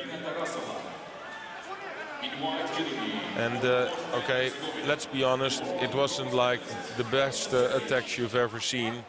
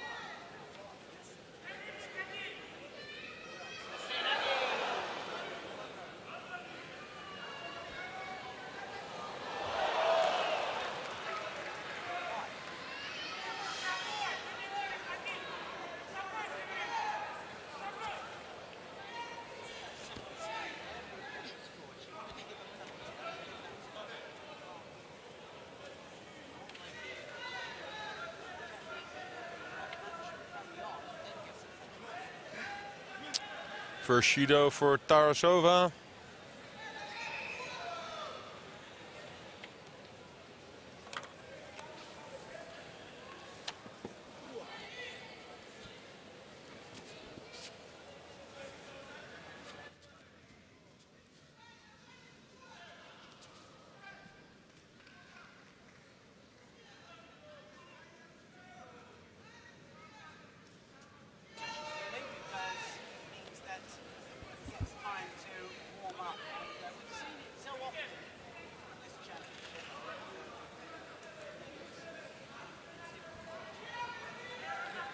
So it's a penalty for Siric now. Both one penalty on the board.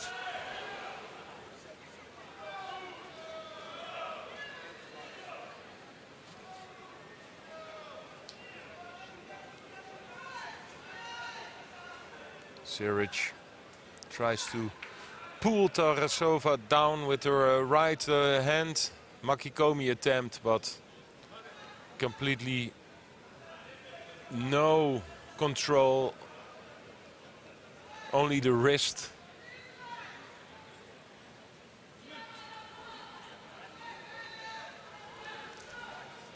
If you want to throw Tarasova with the Makikomi.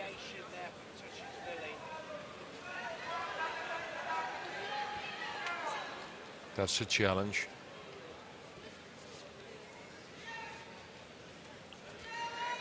Well, she tries it again, but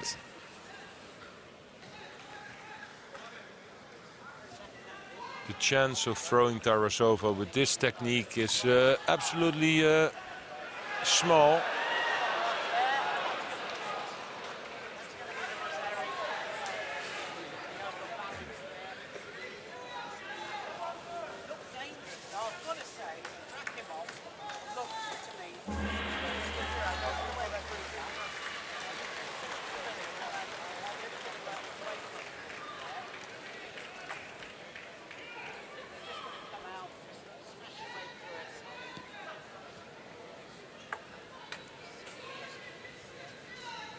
Well, I think for Saric is,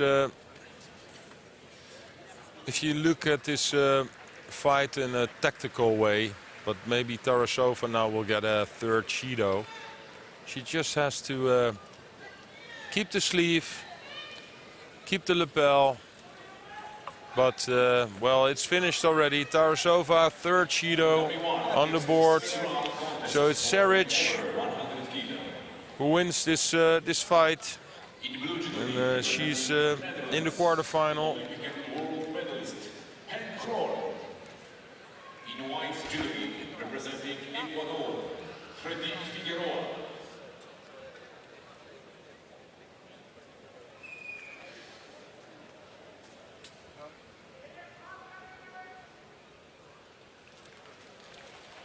Ladies and gentlemen, on Tatami 2, third round contest for women over 78 kilo.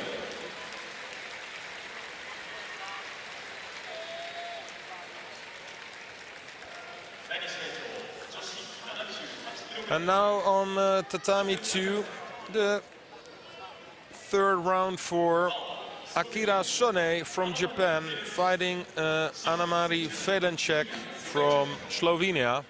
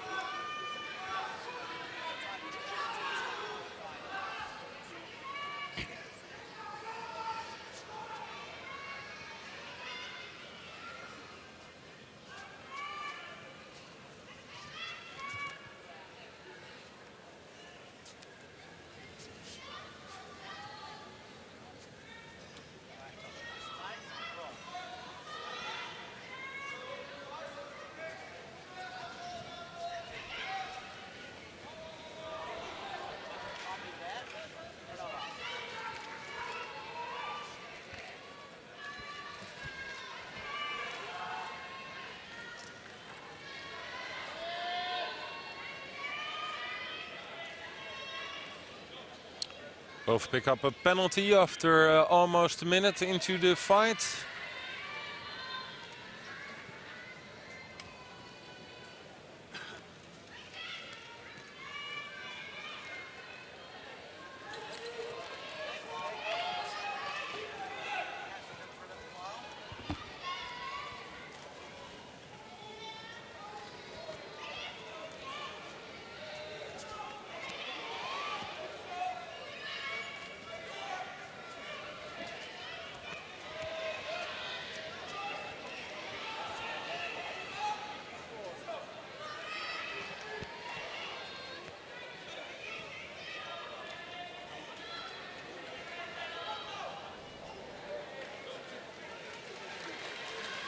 Another Judo for Velenček.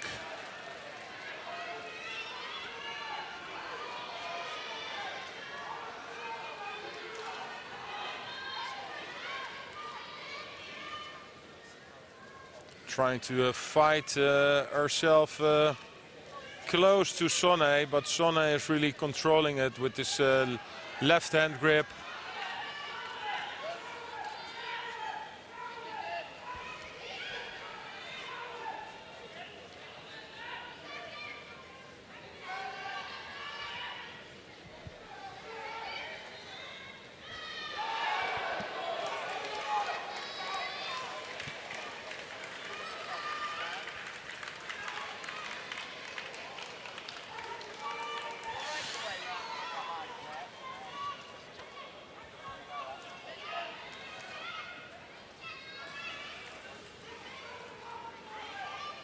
It's Sone who just waits for it. And that's, well, it's not a score. If she just pushed her Velenček down, maybe it was a Bazari, but it was a nice attack though. She really is controlling this fight here with the Ouchigari. But she was so far away already, flat on her stomach, that she couldn't push Velenček into the Bazari.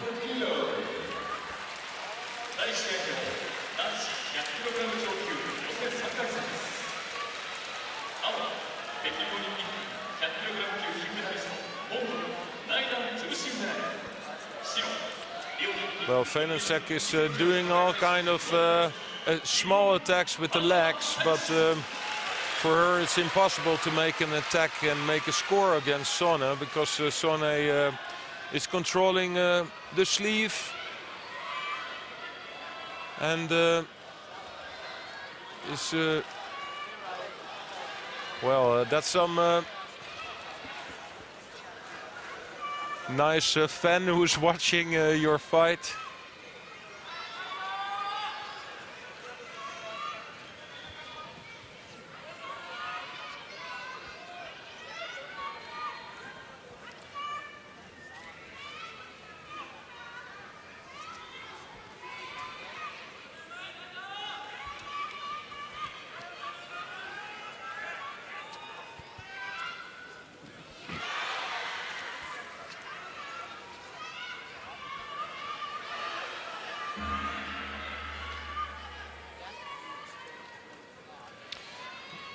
Into golden score.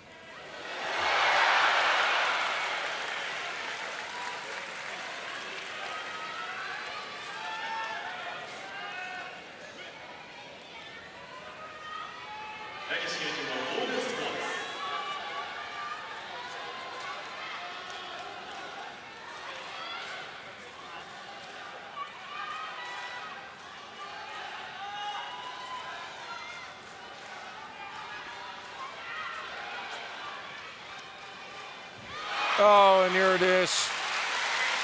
The score by Sonne.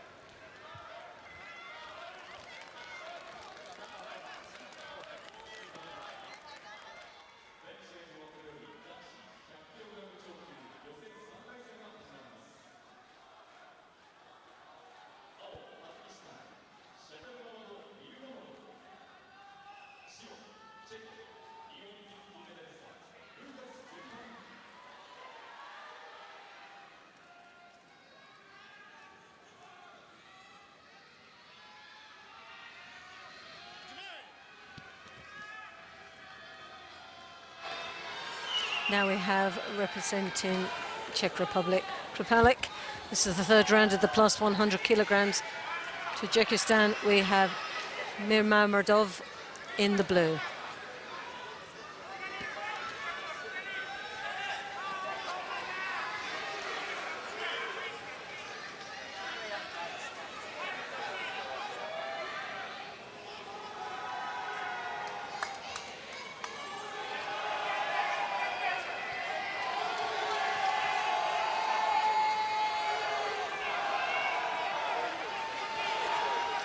Well, Kripalek is looking quite strong out here. This will be quite a challenging match for him, though, but his Niwaza has been phenomenal. And this is one of the winning ingredients for him, the power and danger that he displays in the ground. Really does unnerve his opponents.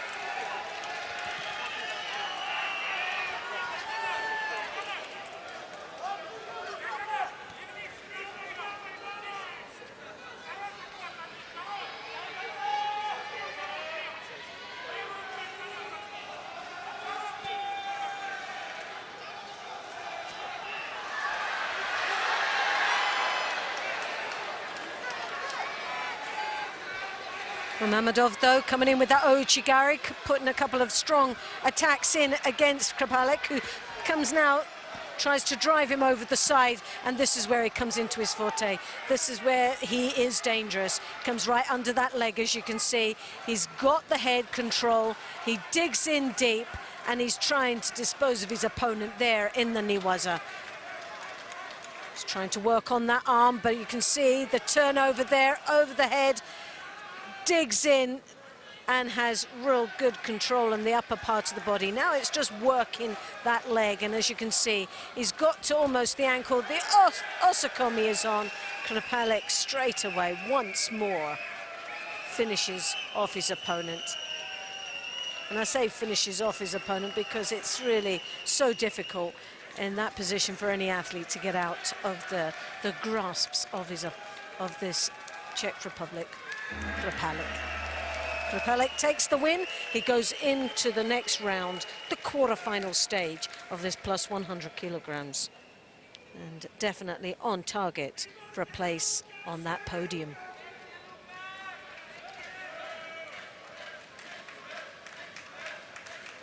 Well, there's been some interesting matches along the way in this tournament. No big surprises as yet, as those top athletes seem to be working their way through quite nicely to the latter stages of this competition. Tushishvili on the top half, #1 seed in this World Championships, has coasted his way through, along with Harasawa of Japan.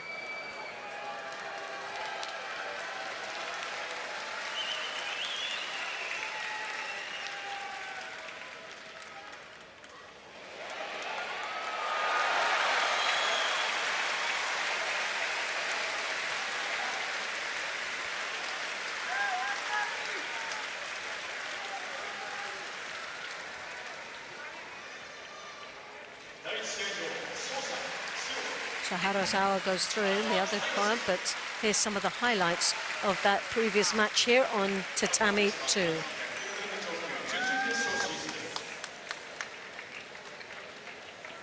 Tatami 2, next third round contest for men over 100 kilo.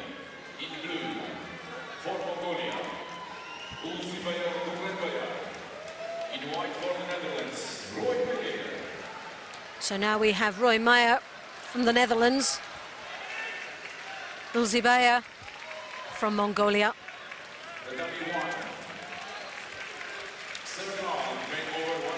Well, Roy Meyer already making a very impressive start in this competition,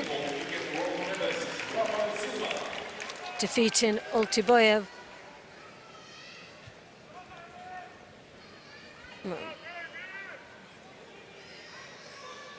I had a bye in the first round, and it was Tsusoyev that he defeated from Russia in that first round. Well, that was a major hurdle for him.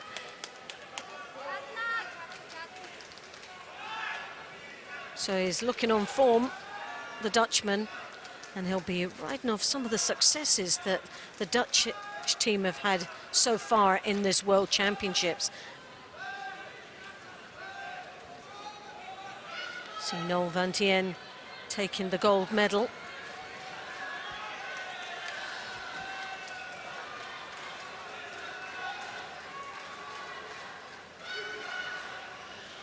See the left hand in on the lapel, defending against the Mongolian as he turns through into the Sianagi, the opposite side. Ulzibayev now working to try and rotate his opponent over in the Niwaza. Roy Meyer defending quite nicely there.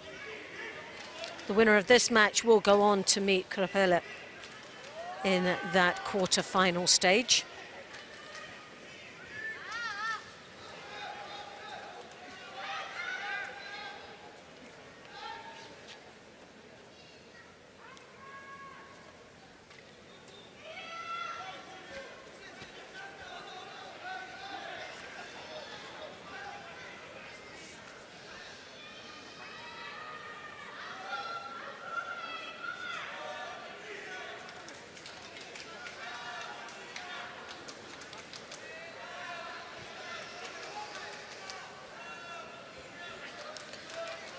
Well, it's a battle of the Kumikata. Ulzibaya with one Shiro on the board already. 1 minute and 45 seconds remaining in this contest. Meyer comes in with that Ippon Sianagi. once more. It was in deep, just didn't get that little bump up at the end to try and rotate his opponent over. But it's a strong attack and a defensive action once more from the Mongolian. So he really has to start coming back into this fold and getting 1 or 2 attacks in on his own right. He advances on to Maya. Once more, Maya takes that left hand onto his opponent's right lapel. He's looking to grab that left sleeve.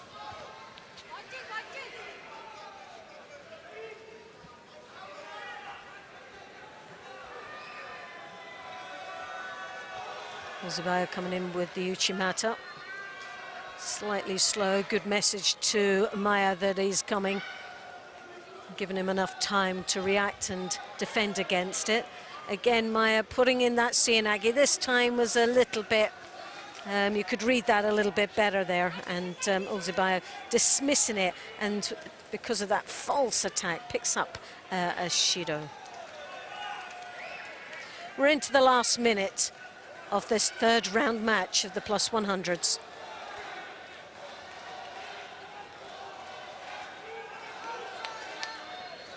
Maya looking to defend and keep his opponent at bay. That left hand on the right lapel. As he reached through with the right hand, he swings through on the same side then for the Sianagi. But this time it was a little bit deeper.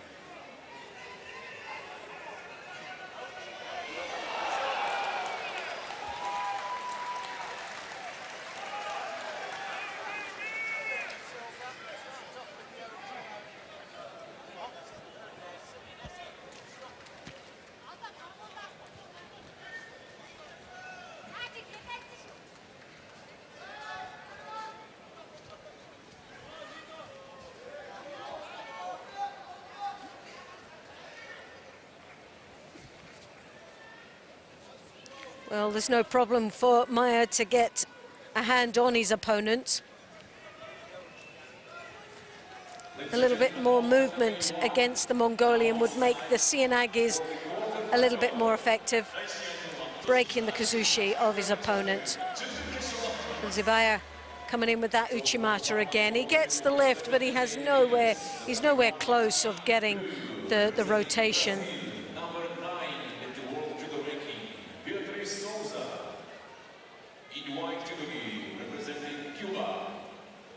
Beijing Olympic Games bronze medalist, Rio Olympic silver, and the London Olympic Games champion Igor Sportis.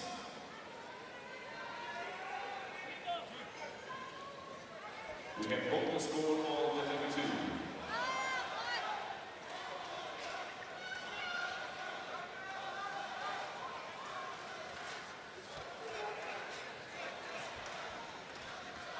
Well, as both these dig in deep, 2 Shidos to 1, the Sianagi once more, a little bit more of a drive off that. Lost a little bit of control just at the last stage of that. But a good, strong attack. As the referee trying to get him hurrying up a little bit there.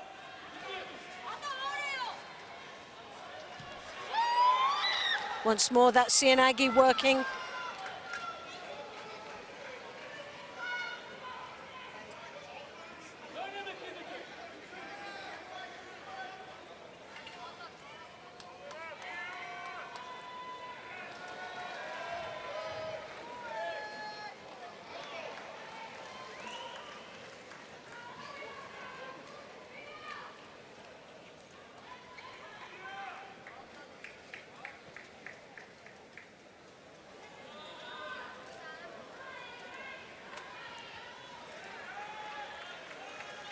So there you have it. Maya takes the win.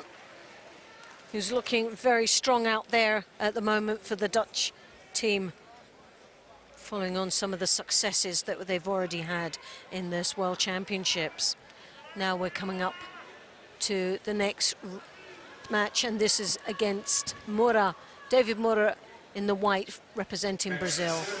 Vito Dragic of Slovenia in the blue. In blue judogi, representing Slovenia, Vito Dragic. In white for Brazil, the world medalist David Moura.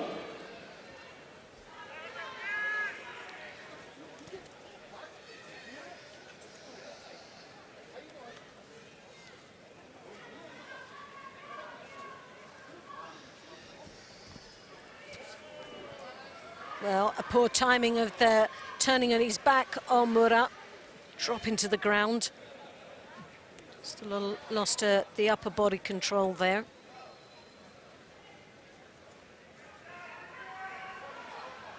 Mura, world ranked number 3, 32 years of age. One of the last results on the world circuit was in Montreal, where he picked up the bronze medal. Second in the World Championships back in 2017. One of those that's always around the medals or on that top spot in the podium. Very strong athlete. There's 2 strong heavyweights in the plus 100s for Brazil.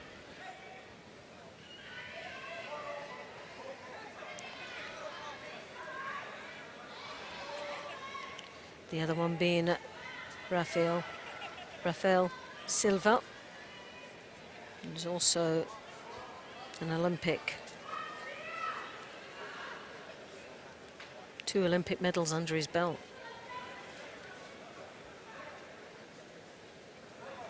And also 3 times world medalist. So 2 very competent athletes representing Brazil, who would fancy their chances in this World Championships. Strong opposition, though, for both. Especially for Silva. He's got Harasawa in that quarter-finals stage of this competition. And here you have David Mura looking for the other place in the quarter-final.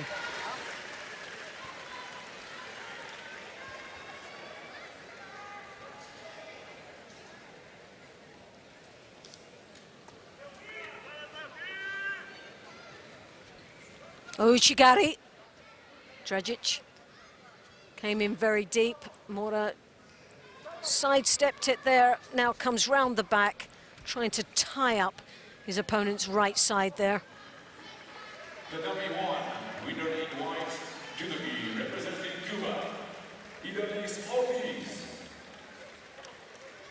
London Olympic Games champion, Idalis Ortiz goes to the semi-final. Beatriz Souza of Brazil will be in the repechage.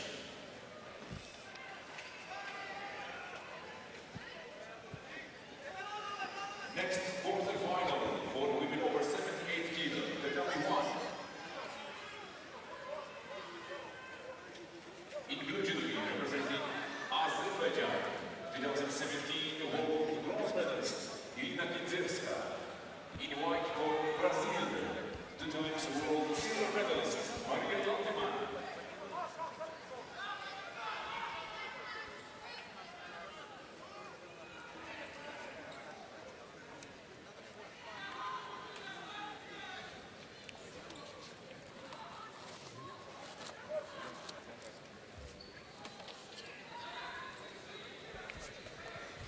An attempt there from Mura with the Kosotagari. Dragic really finding it quite difficult to get past the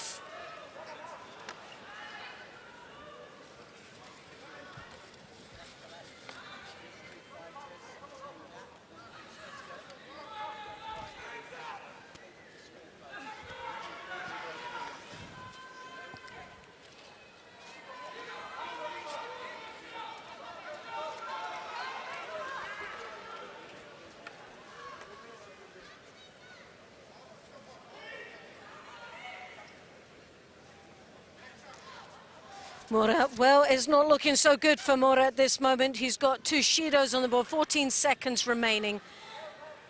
Dragic just playing a strong, solid performance out here, just hitting him to the post each time.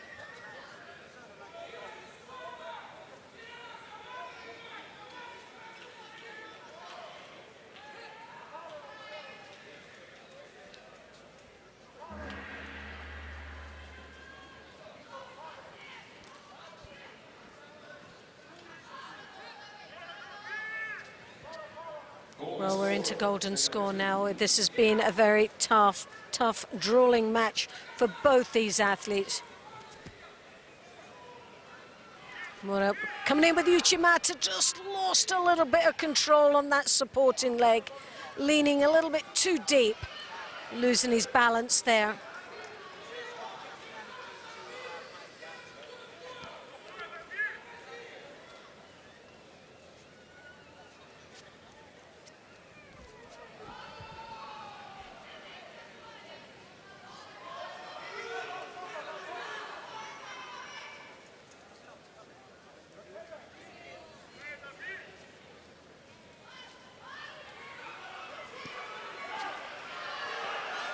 Sutemi-waza attempt, but he lands onto his back, and now Dragic has an opportunity in the knee-waza. He tries to tie up the upper part of the body before trying to get that leg out first, and that's the most important part there. David Mura just pushes him off quite, and there, David Mura has an opportunity, and the Tatishio Tatami is on. Well, Dragic, what a mess he got himself into in the knee-waza. And you can see he's placing his arm over his face. He cannot believe what he just did. There is no resistance whatsoever from Dragic. He knows he made a massive error there, and he's paid the price for it, a place in the quarter-final. So Mura goes in to that quarter-final. He'll be up against Krapelek for a place in the semi-final. Oh, he won't be. He'll be deciding in the next one. I've missed one, so it'll be up to the next match to decide who David Mura will be up against.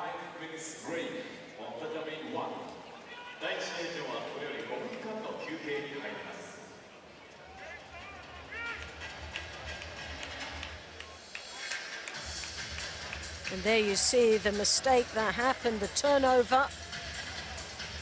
Made it look so easy.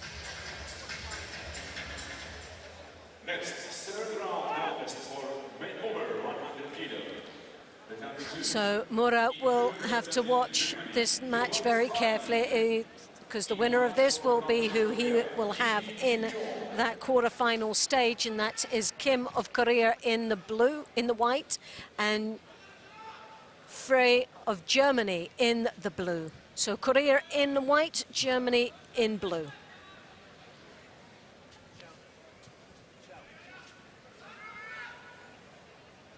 Johannes first gripping up there, slight height advantage over his opponent.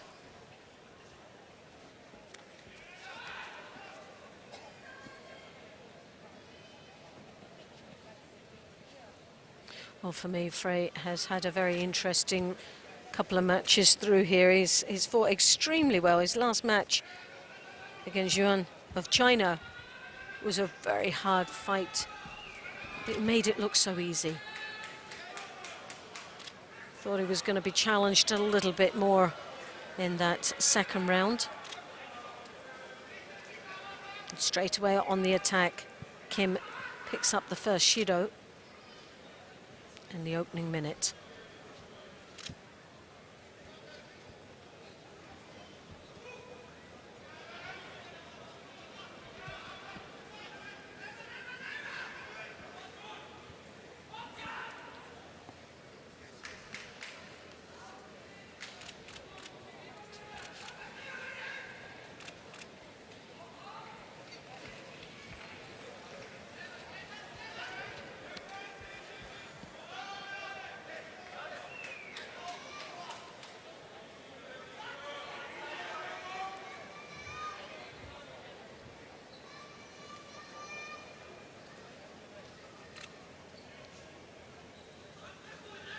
Well, it is really a battle of the Kimikato between both these athletes.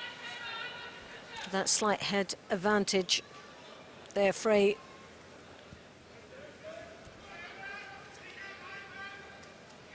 Looking the more dominant between the both of them as he throws that right arm over the top and then comes now deep into the Niwaza, looking for an opportunity down there.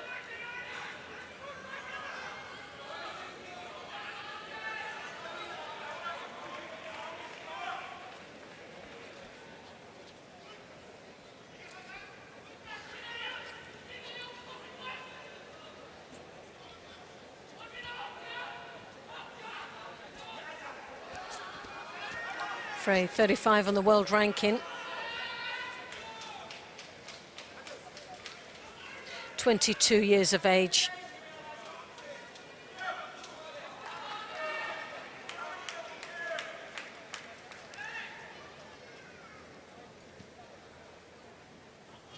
Didn't perform as well as we would have expected in Zagreb, but in Montreal there was a far better performance from him. He picked up a 5th place. He just marginally missed out on a medal there. Somebody that's always floating around the places for some time now, but he's still quite a young athlete, and but each time we see him, he's improving and he's building on his confidence.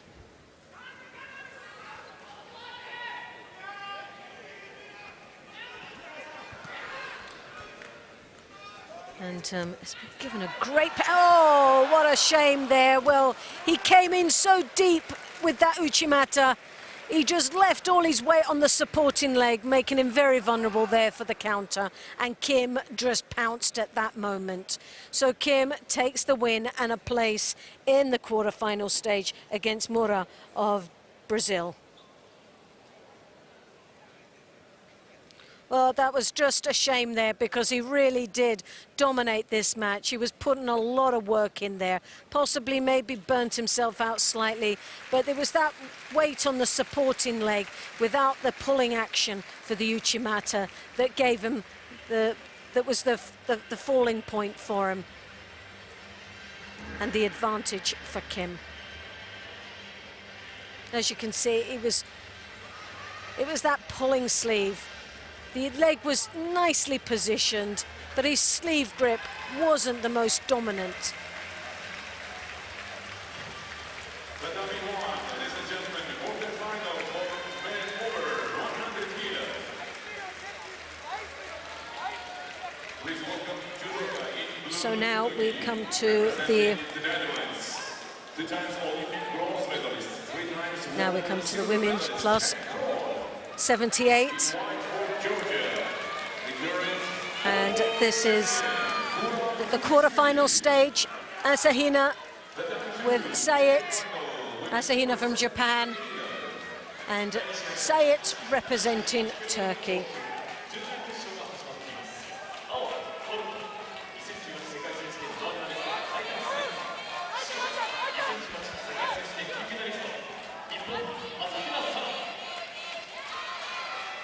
Sayit, for me, has been quite impressive today. Very strong looking athlete.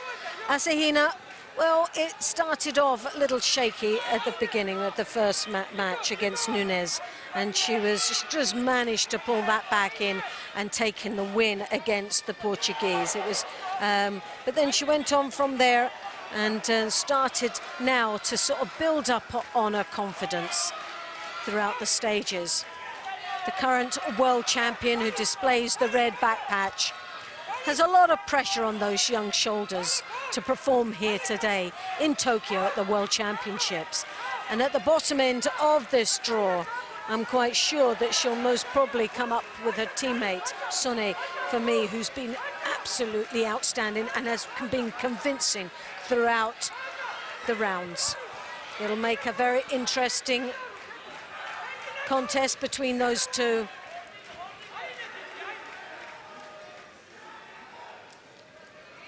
But we've still got this quarter-final stage, and for Asahina, it is still quite a high hurdle to climb. Sayit, originally from France, now competes for Turkey, has always been a very strong competitor in the plus 100s. As you can see, that right-handed high collar grip, digging in deep. Asahina hasn't to push the pressure off the back of the head.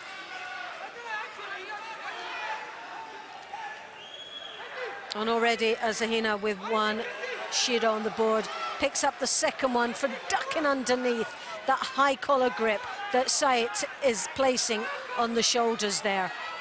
Once more, the right hand deep on the shoulder. Asahina cannot seem to control that right hand.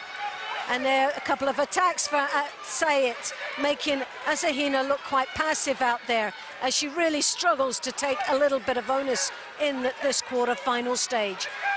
Well, the pressure is starting to cause some few cracks in the performance of Asahina. Asasai there, though, taking Sayet to the ground. Almost got the score as she follows through into the Niwaza.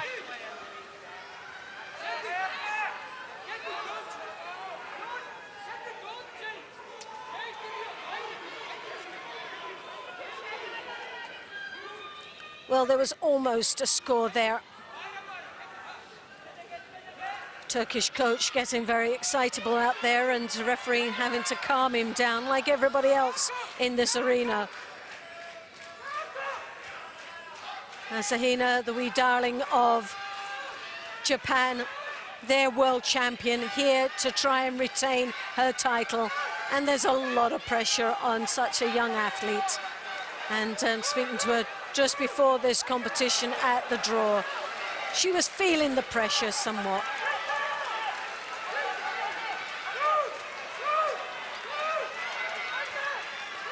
Sayet using a couple of the ashiwazas, trying to break up the balance of Asahina. In another way, it was a ploy to make her opponent look quite passive as well. She's trying to steal this match. She's trying to get that third and final Shido to disqualify Asahina. Asahina coming in with the Sasai once more. Sayet stumbling to the ground. But for Asahina, she needs the upper body control. She needs to get that control of the head. And there you have Sayet coming over the top, drawing the head down of Asahina. Once more, this is where she picked up the Shidos before. She really is struggling slightly here as Sayet is using the feet quite cleverly. But the Osotogari, and Asahina dives through looking for the Osota, but collapses to the ground.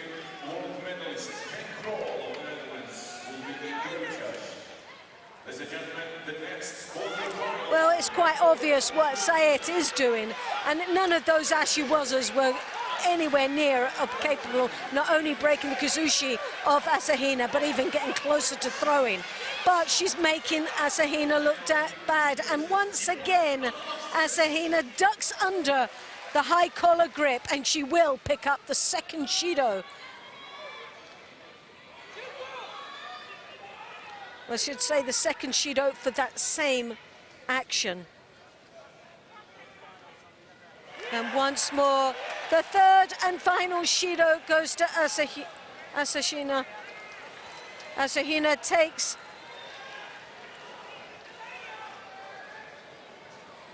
well, a shock for this crowd. The pressure for this young lady, I think, was just too overwhelming. Asahina disqualified for a disqualification with the accumulation of 3 Shidos, 2 of them of which was the same fault, and that was ducking under that high collar grip. Sayet, a clever tactical match against a very strong opponent, and she'll go into the semi-final, and she'll be up against the winner of the match coming up now very soon. Asahina will go into the repechage.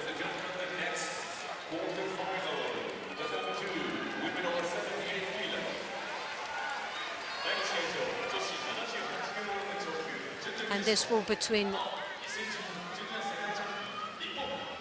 Larissa Cherik of Bosnia and Herzegovina, and she's up against Japan's Sone in the blue. Now this is the young lady, 19 years of age, Sone Junior world champion and cadet world champion.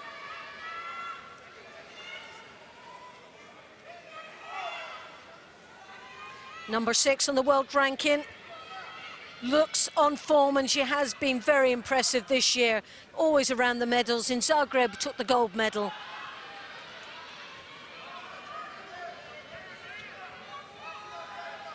She's looking sharp, and really nobody's been able to touch her here in this World Championship so far. But she's up against a very experienced athlete, Seric, that sadly in Zagreb, I think it was, that she picked up a niggly injury, and she seems to, because generally she's normally one of the smaller ones, but up against Sone, she looks quite a larger opponent against her, the Japanese. Not sure whether that will suit her style of judo, because she's so used to being able to get under her opponents and move the bigger athletes, especially the much taller ones. But Seric, one of the most consistent performers throughout this year, knows that she's so close of getting into that final. She has to get over, though, a massive hurdle here. Sonny working on the grips. Seric trying to get a better control of her opponent. Stepping across the Taya Toshi. Seric steps over, slightly stumbling, but still to put an attack in. And Seric picks up the first Shido.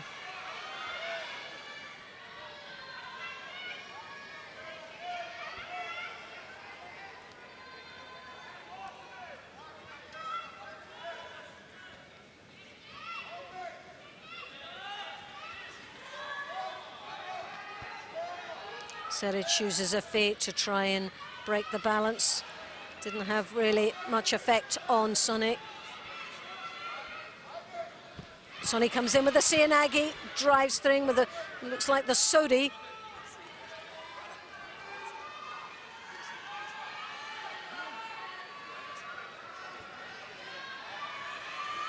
Now a little bit of a life set in those legs for Sonny as she bounces around her opponent, trying to maneuver herself in a position that she can get past the defenses of Seric, who again is still to really make her mark in this contest. She will pick up the second Shido, and there you have it. 2 Shidos against Sonny. Finding it very difficult to keep up with the pace of this young athlete. She battles with the Kumikata. Sonny comes in with the Ouchigari. She has that Ouchi, the combination with the Tayatoshi, and also has that Sodi as well, that makes her very dangerous.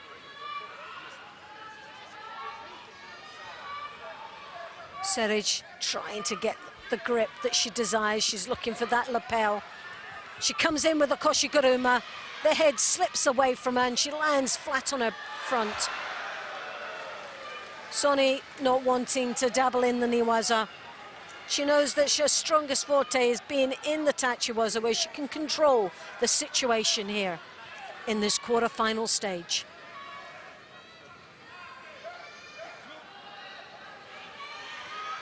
Circling motion, Sonny, a little bounce on those legs. Takes the sleeve. The left hand comes across on that left sleeve.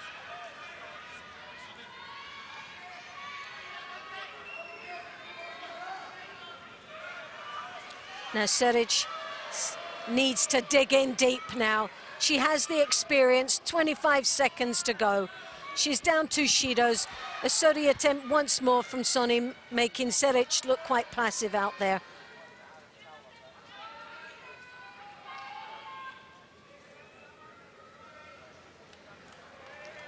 And there you have it. The third and final Shido goes to Seric. And Sonny takes the win by default there.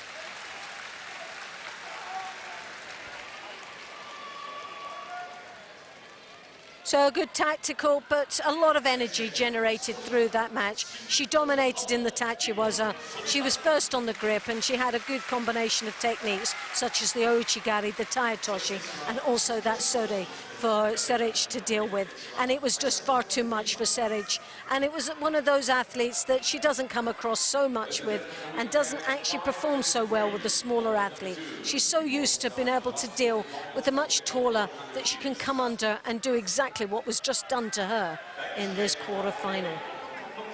But Seric will go in to the repechage, but again she'll be up against another Japanese and someone who's just the same size as Ahina, and will that be the major problem again for her? Well, we'll just have to wait and see, or will she be able to change her game plan to deal with what has been a real problem for her for some time.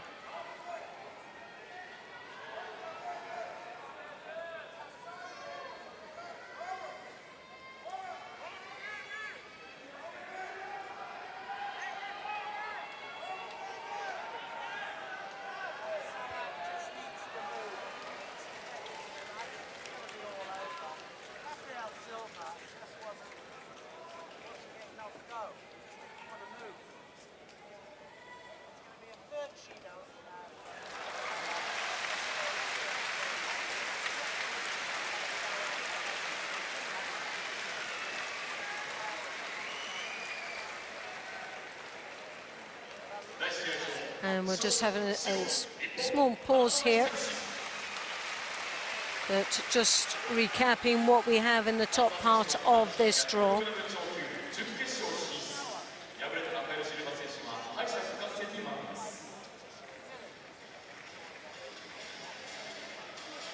We have in the final of the women's plus 100, plus 78, I should say, Ortiz and Althema from Brazil, Ortiz from Cuba. Then you have Sayet of Turkey representing, and she'll be up against Sone of Japan. In the bronze medal repechage, the first match, it was Souza of Brazil, Kidzerska from Azerbaijan, and Asahina versus Seric of Bosnia and Herzegovina.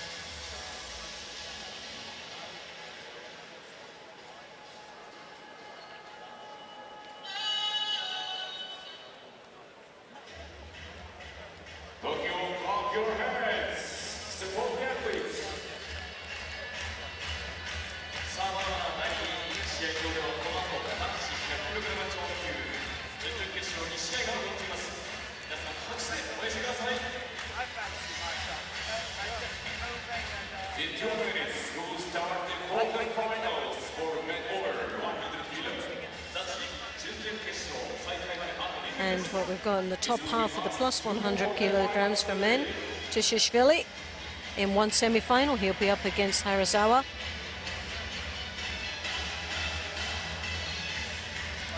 With the repechage being Grol from the Netherlands and Silva of Brazil.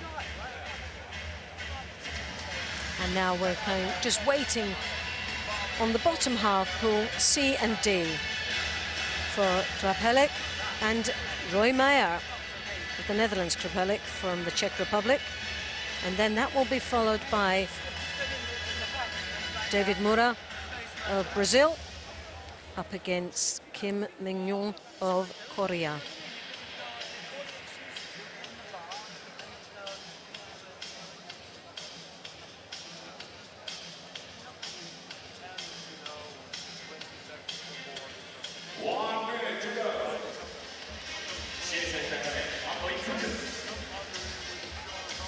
And for this first half, this is the last two contests coming up.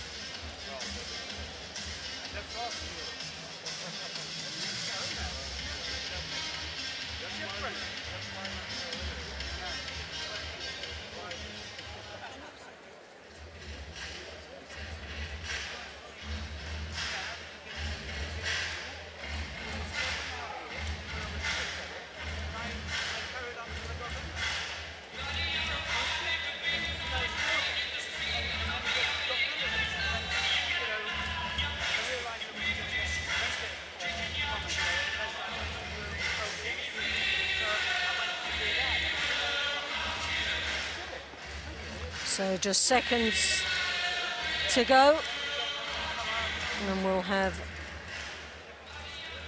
the start of the quarter-final, a place in the semi-final of the bottom half of the plus 100 kilograms, Pool C and D. Lukas Krapelek, Olympic champion in the under 100 kilograms, in the last Olympic Games, and he'll be up against Roy Meyer of the Netherlands. Now Roy Meyer has had a blinding of event here. He's one of the best we've seen him for some time. And as they always say, success breeds success. And Noel Antiem is one of those. NTM is most probably one of these that's inspired this team to really up their game here in this World Championships. Roy Meyer placed 8th in the world ranking.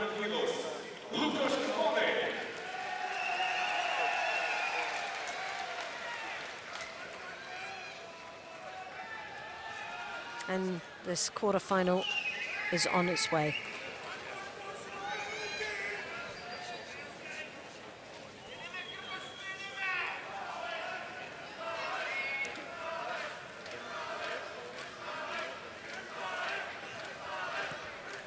We're 5th place in Zagreb just recently.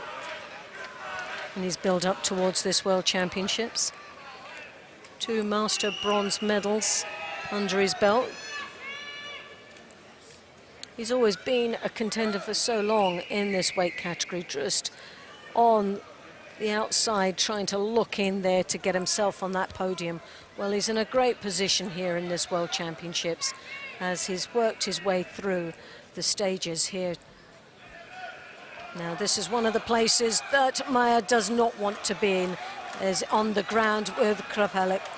Every match he has managed to destroy his opponents there in the ground, and it's looking like Roy Maia is in a lot of trouble here right now. He's got that turnover that is so effective, it's unbelievable. It just seems so unstoppable. As he works and digs in deep, the one thing Krupalik's got to work on is the shoulders and the size of this man to be able to get that vice around the head. Each time Roy Maia desperately searching for a way out. Finds himself on the receiving end of that. Well, there was a very troubled man, Roy Maia, there in the Niwas, and he's a very lucky one to be able to escape after that grueling stage in Niwaza. Well, he'll not want to really get back down in the ground again with him. That's a little bit of a lesson learned from the Dutchman.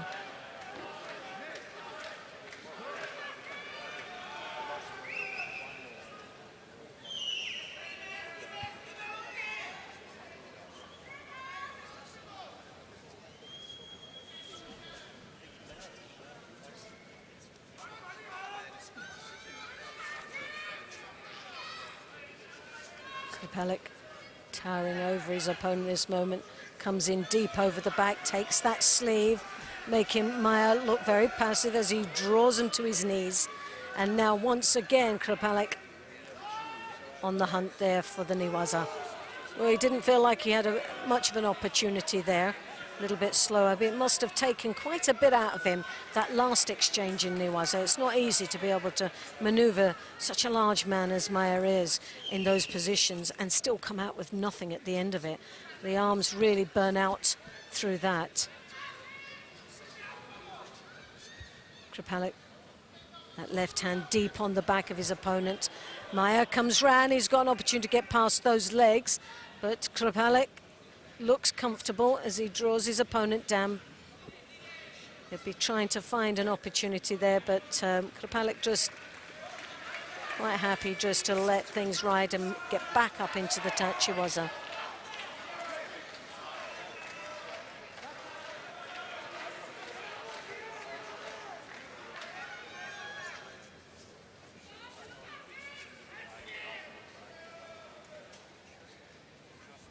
The last time these two went head-to-head. Krupalik now working on that arm. Like I said, the last time these two went head-to-head was in the European Games in Minsk this year. Krupalik defeating Maia, so that will be in the forefront of his head, knowing that on that last exchange, but they've had experience now. Roy Maia knows what to expect from Krupalik. Still to get a win on him. They fought twice. The previous time was in Paris. Both times Krupalik defeating his opponent.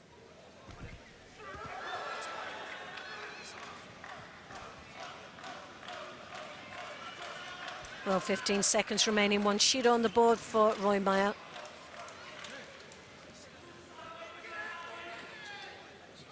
Roy Maia still to make his presence known on this tatami. I feel that it's been dominated, the pace, in the Tachiwaza and in the Niwaza by Krupalik.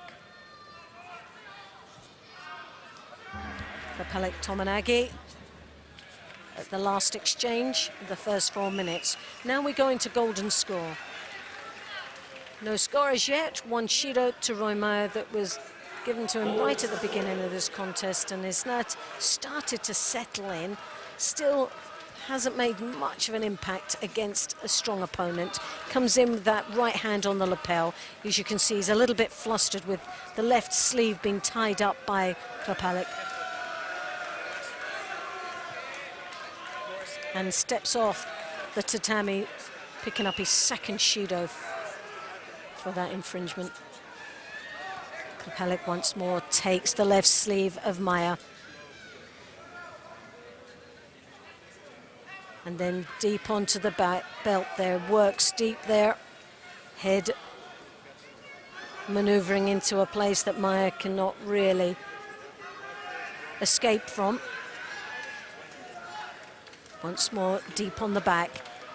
Shows that left leg, looking for the uchimata, a stab at the ko-uchigari. Seoinage for Maya. We've seen that quite a few times throughout this tournament.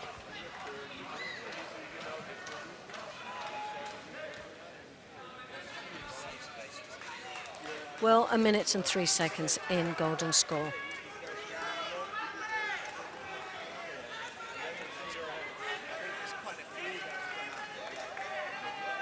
Two Judos. Roy Maya needs to dig in deep now.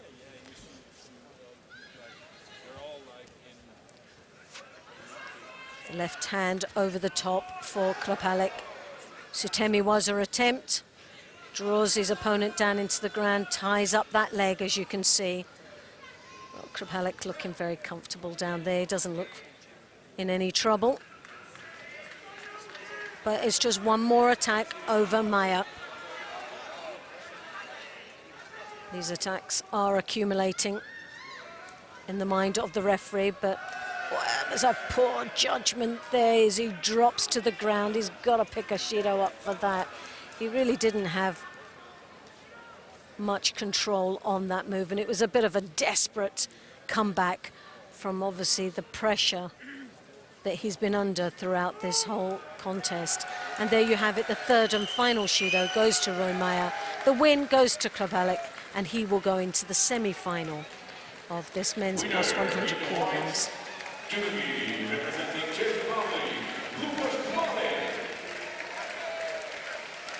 So now we come to the next and the last of the quarter-final matches. So far we've got 3 of the top 4 seeds.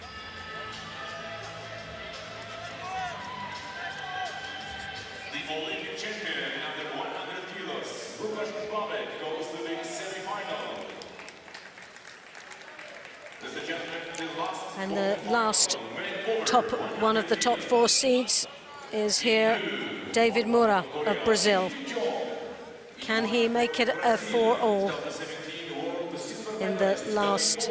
in the semi-finals?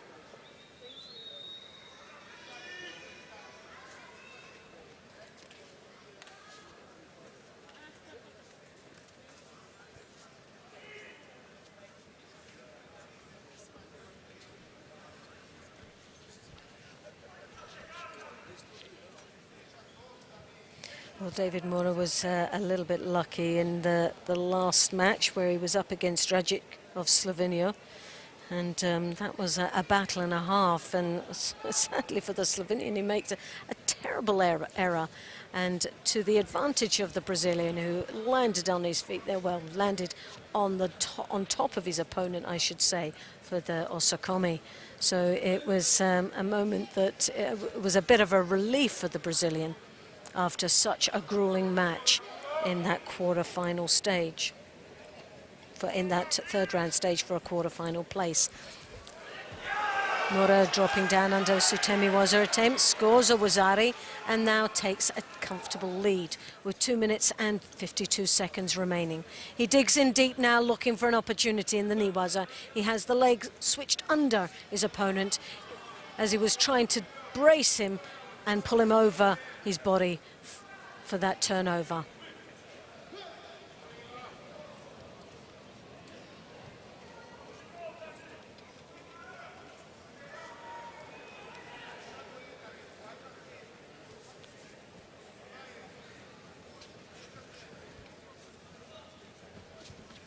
Kim, left hand on the lapel, draws in on that side, digs the head through his opponent's right side, trying to get that turnover. Mura defended nicely there.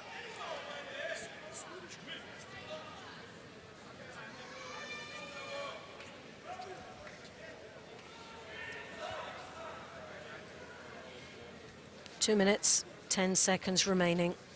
One Shido each and one Wuzari to Mura. But Mura collapsing on the ground. A little bit of a twist on the knee there, I think.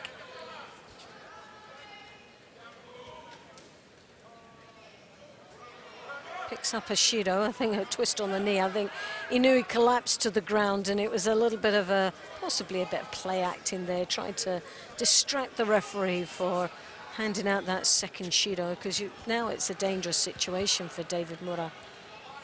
Two Shidos, one more would result in the hand Sokimaki disqualification, and we've seen with Asahina in the women's plus 78, it's been disqualified for that thing.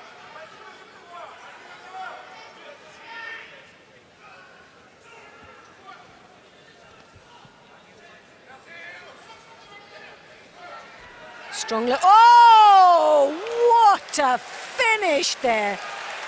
Well, David Mura just tried to defend there. He just went as straight as a plank, pushed the hips forward, which really just accelerated the entry for Kim with that sori. Unbelievable. He just threw that one away.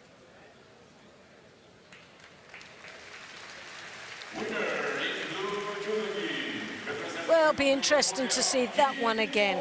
But Kim goes through to the semi-final against Kripalik for a place in the final.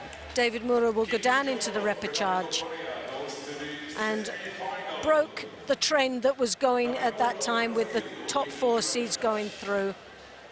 Oh, goodness me, what a finish. The sori. And the mistake that Mura did was just stood there like a plank, so upright, and trying to power him back. Didn't have any effect on Kim. Kim kept pile driving through and scoring that ippon.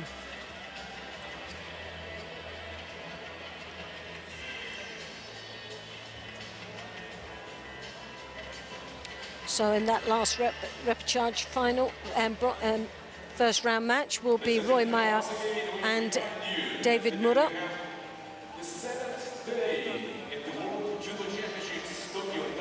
And we've got Kripalik and Kim. Today at 6-5.